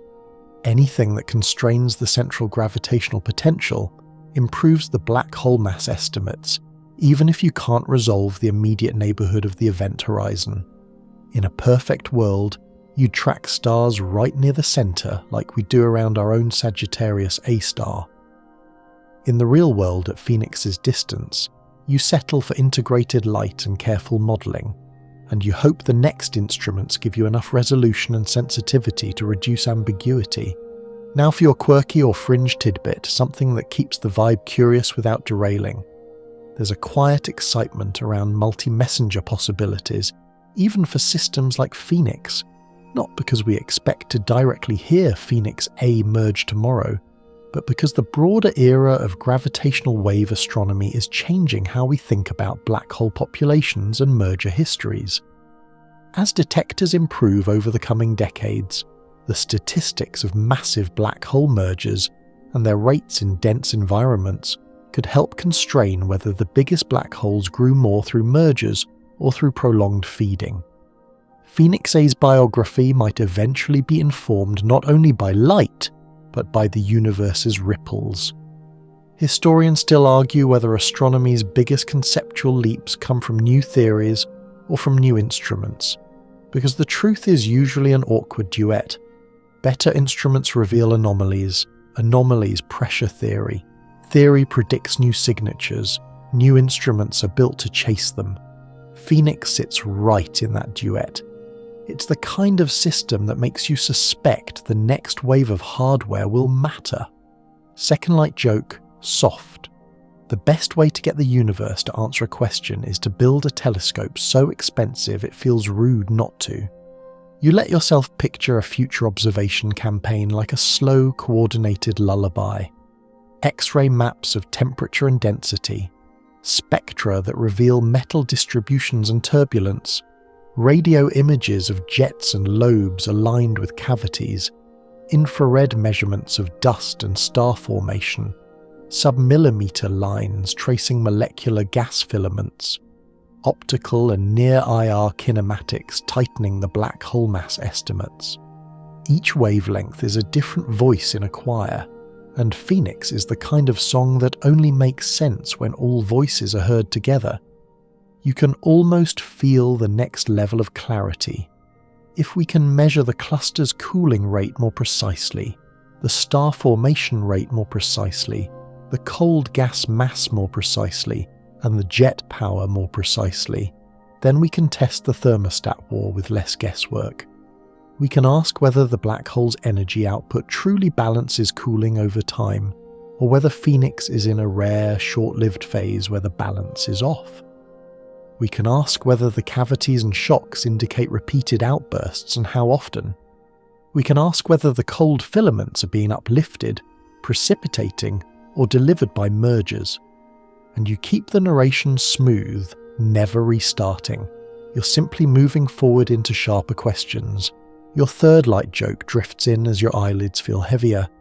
Every new telescope is basically humanity squinting harder at the universe and saying, "Okay, but explain yourself," while the universe calmly replies by sending photons that left before humans invented pillows. You stand still again in the desert, feeling your own smallness as something comforting rather than humiliating. Phoenix A is distant. Its environment is complex. But the arc of science is that complexity becomes describable, not fully tamed but better mapped. The next instruments won't make the monster less monstrous. They'll just help you describe its footprint with calmer confidence.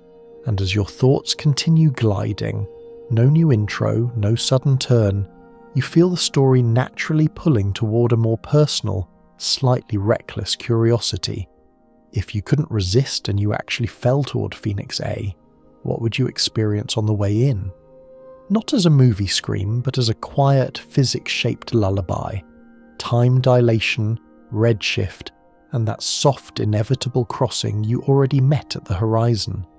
You let the future instruments fade into quiet readiness, waiting somewhere, being built, being calibrated, being funded by committees with strong coffee opinions, and you turn towards something more intimate.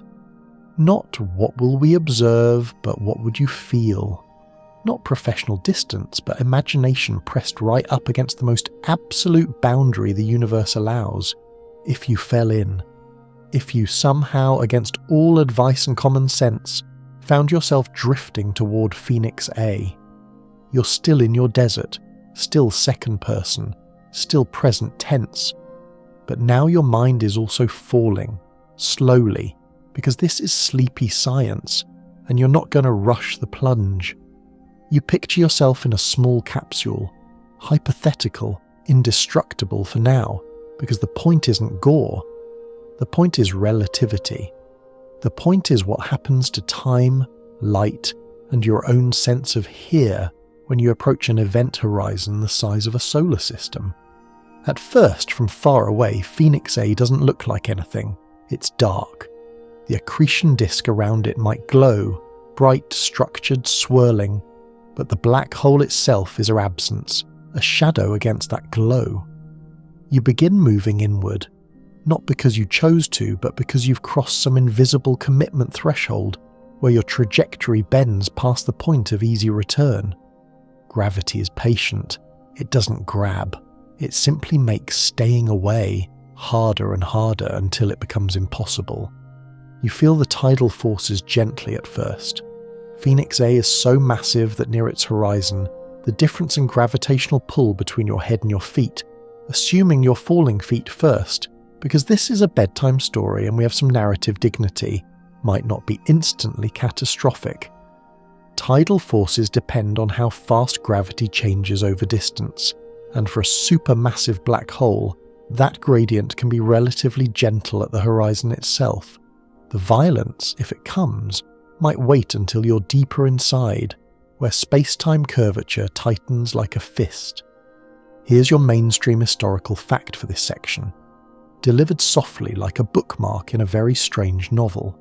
In 1916, Ludwig Flamm and others explored the mathematical structure of the Schwarzschild solution and noticed features we now associate with black hole geometry, regions where time and space swap roles, and the inevitability of reaching the singularity once inside. That matters because your infall isn't just a fall through space. It's a fall through space-time, and the rules change at the boundary in ways your everyday intuition wasn't built to handle. You keep falling. You imagine looking outward, back toward the rest of the universe. Light from distant stars and galaxies becomes compressed in your view. Blue shifted as you fall toward them, or more accurately, as you move through the gravitational field. The sky might seem to gather in front of you, distorting into a bright ring, while behind you, toward the black hole, the view darkens. It's not that the black hole is blocking anything. It's that light paths are so bent that fewer and fewer of them lead out from that direction. And time does the strangest, quietest thing. From your perspective, your proper time, the ticking of your own heartbeat, you cross the event horizon in finite time. It happens, you pass through, you don't freeze, you don't stop, you keep falling. But to an observer far away, watching through a telescope, you appear to slow down asymptotically as you approach the horizon. Your light redshifts more and more. You fade, you smear. You never quite seem to cross from their point of view, because the signals they receive are stretched across an infinite coordinate time. It's the universe's loneliest optical illusion. You cross, but no one watching ever sees you finish crossing. Your first light joke arrives, gentle as a whisper. Falling into a black hole is the only situation where "I'll text you when I get there" is technically true but also completely useless, because your messages will take forever to arrive and nobody will be able to read them anyway. Now you let the sensory imagination deepen. You imagine the faint glow of the accretion disk's radiation washing over you. If you're falling through the disk plane, you'd be bathed in X-rays and high-energy particles, which is less bathed and more disassembled at the atomic level. But we're keeping this PG-13, so instead you imagine falling through a quieter region, closer to the jet axis, or in a gap where the disk is thin. You feel the gravitational redshift as a dimming, a cooling of light. Photons climbing out of the gravity well lose energy. You, falling in, are moving the opposite way, so what you see can blue shift, intensify. And now you bring in your quirky or fringe tidbit, something that lives at the edge of what's known.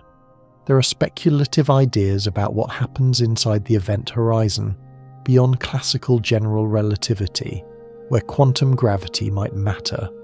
Some frameworks suggest the singularity isn't a true point but a quantum fuzzball, or a region where space-time itself becomes discrete or uncertain. Others propose that information isn't truly lost, and that black hole interiors might be far stranger than the clean mathematical solution suggest. These ideas are not settled, they're the frontier, but they belong here because they remind you the horizon is real, but what lies past it is still an open question dressed in math we're still learning to speak.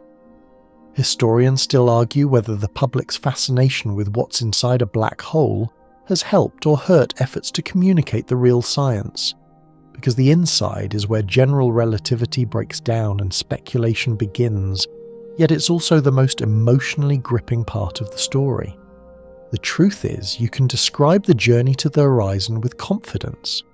Beyond that, you're in the land of educated guesses and unfinished theories. Second light joke, soft and sleepy.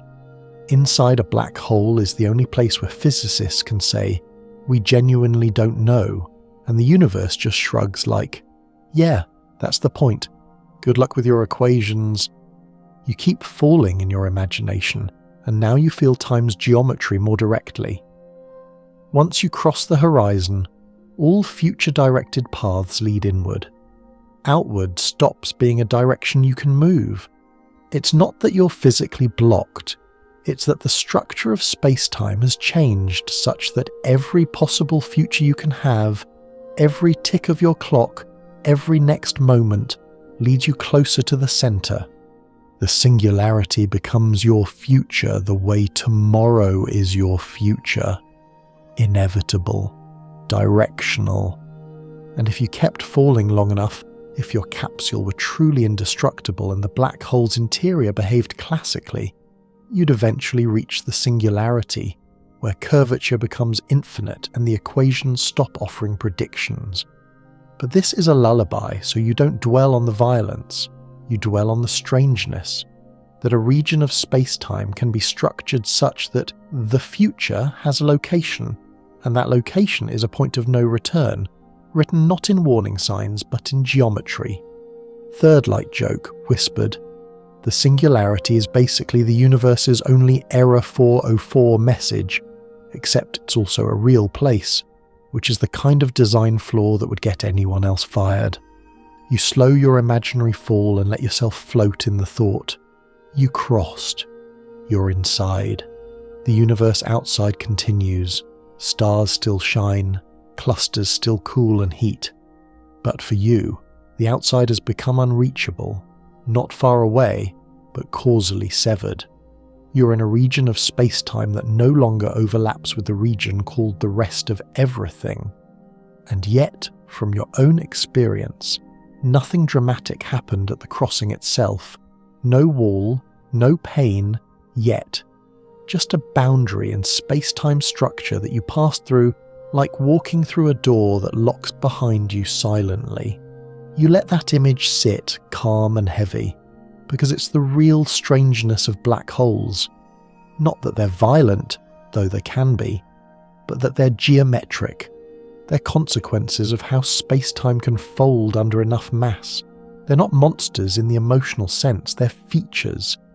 And as your thoughts glide forward again, you feel the story gently pulling you back out of the hypothetical infall, back toward the desert night, back toward the calm conclusion you've been slowly walking toward all along. Because now that you've imagined the crossing, now that you've felt the scale, the history, the feedback, the instruments and the edge, you're ready to return to the quiet truth that you're still here, still small, still safe, still under a sky that doesn't care but also doesn't threaten. You pull yourself back from that imaginary crossing, gently, like surfacing from deep water, and you find yourself exactly where you started, standing in the desert, under a sky that hasn't moved, breathing air that still smells faintly of dust and coolness.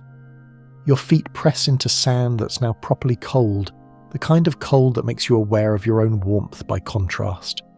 The stars overhead are still there, still distant, still patient, and you realise with a quiet smile that you've travelled an enormous distance in your mind without moving at all. Phoenix A is still out there, still unimaginably far, still sitting at the centre of the Phoenix cluster, still feeding, still heating, still locked in its ancient thermostat war with cooling gas and star formation. But now you know it differently, not as a headline, not as a simple superlative. You know it as a process, an environment, a story written in X-rays and gravitational lensing and the slow accumulation of mass over billions of years. You take a slow breath and let the whole journey settle. You walk through the address, coordinates and redshift, the cosmic map written in stretched light. You felt the weight of indirect measurement, the cleverness of using stellar motions and gas dynamics and scaling relations to weigh something you can't see. You stood at the event horizon and understood it not as a cliff, but as a threshold in space-time geometry, a place where escape stops being possible, not because of walls, but because of the shape of possible futures. You drifted through the accretion disk's glow, imagining matter spiraling inward, heating, radiating, turning gravity into the universe's brightest light shows. You watched jets and bubbles rise through hot cluster gas, carving cavities, leaving scars, broadcasting the black hole's power across scales so vast they make your own sense of big feel like a child's drawing. You listen to the cluster's atmosphere, cooling, heating, precipitating cold filaments, forming stars in a place that should be too hot and too old to bother, and you felt the thermostat war as something real, not metaphorical. You walked through history, how black holes went from math problems to physical objects, how quasars forced the question, how supermassive became normal, and then Phoenix A arrived near the top of the leaderboard, daring you to explain how it got that big. You considered growth pathways, steady feeding with Eddington limits, mergers piling black holes together like cosmic Lego, exotic seeds from the early universe, and the uncomfortable truth that the extremes always pull at the seams of your models. You paused at the whispers, the fringe ideas, the speculative shortcuts, the primordial black holes and super Eddington episodes that hover at the edge of respectability, not because they're nonsense, but because the data hasn't forced you to need them yet. You acknowledge that largest is a claim wrapped in uncertainty, and that uncertainty isn't weakness, it's honesty. You stepped into the host galaxy, the throne built of ancient stars and recent mergers, and you felt the coevolution between black hole and galaxy as something intimate, a relationship written in velocity dispersions and stellar cores and the supply lines of cooling gas. You stood inside the feedback loop and imagined it not as a diagram but as weather, rainstorms of cold gas, heat waves from jets, turbulence stirring everything into a state that refuses to settle. You visited the simulation room and watched researchers try to recreate Phoenix in a computer, tweaking feedback recipes, chasing the right balance, learning what the universe teaches by being difficult to fake. And you looked forward to the next generation of instruments, sharper X-ray spectra, deeper radio maps, better infrared tracers of cold gas, tools that won't solve Phoenix completely, but will make the questions clearer, the answers a little less slippery. And then, because curiosity is a kind of bravery, you imagined falling in. You crossed the horizon in your mind, feeling time bend and light stretch, and the geometry of space-time rearrange your possible futures into a single inward direction. You touched the edge of what's known and what's still guessed, and you came back. Now you're here again, smaller than before but not diminished, because smallness, when held without fear, is a form of peace. You look up one more time, and the Milky Way is still there, our own galaxy, our own spiral, our own supermassive black hole quietly sitting at the centre, millions of times less massive than Phoenix A, but still part of the same story. Every galaxy with a bulge seems to host one. Every cluster seems to have a giant at its heart. The universe builds these things not as exceptions, but as architecture. And Phoenix A, whether it holds the crown of largest today, tomorrow, or gets quietly outranked by a future discovery with better data, remains a reminder that the cosmos doesn't build to human scale. It builds to its own logic, gravity, time, feedback, and the patient accumulation of consequences. You take one last slow step in the sand, feeling your body's warmth against the night's coolness, and you let the story finish not with a grand conclusion, but with a gentle return. You came to the desert to trace a monster. You found a process. You came for the superlative. You found a system. You came to be awed, and you were. But the awe is quieter now, softer, like the difference between a shout and a whisper that still carries truth. Phoenix. He doesn't care that you thought about it tonight. It will keep doing what it does, feeding when gas arrives, launching jets when accretion allows, heating the cluster, shaping star formation, growing slowly or quickly depending on the epoch and the fuel supply. It will do this long after you've fallen asleep, long after your species has turned to dust, long after the stars you're looking at have burned out, And somehow that's comforting, because the universe is large enough that your worries, your missed deadlines, your anxious thoughts, your small human burdens are not the center of anything. They're just yours, manageable, temporary, honest in their smallness. You close your eyes for a moment, still standing, and you feel the desert's quiet like a blanket. The sand whispers, the air moves, your breath slows, the stars keep their patient work, and Phoenix A, billions of light years away, continues its own patient work, carving bubbles in plasma, bending space-time, existing. You open your eyes one last time and realize you're ready to leave the desert.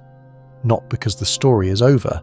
Phoenix will keep being studied, debated, refined, and maybe someday understood a little better, but because you've traced it as far as your sleepy mind needs to go tonight. You turn slowly, feeling the sand shift, and you start walking back toward the dim glow of wherever home is. The stars stay behind you, above you, around you. The sky doesn't close, it just keeps being sky. And as you walk, your thoughts begin to blur at the edges, not from confusion, but from the gentle, inevitable arrival of sleep. Your body feels heavier, your eyelids feel softer. The desert fades into impressions, coolness, silence, the memory of distant light. Phoenix A remains in the universe, patient and massive. You remain in your own smallness, patient and warm, and somewhere between those two truths the night folds you inward, not like a black hole, but like rest, like the slow, unremarkable crossing from waking into sleep, where the boundaries soften and the stories you've been holding finally let you go. The stars don't say goodbye, they just keep shining, and you, tired human safe, let the night take you gently as the last thought drifts through your mind like a final sleepy whisper. The universe is vast, you are small, and both of those things are okay. Sweet dreams.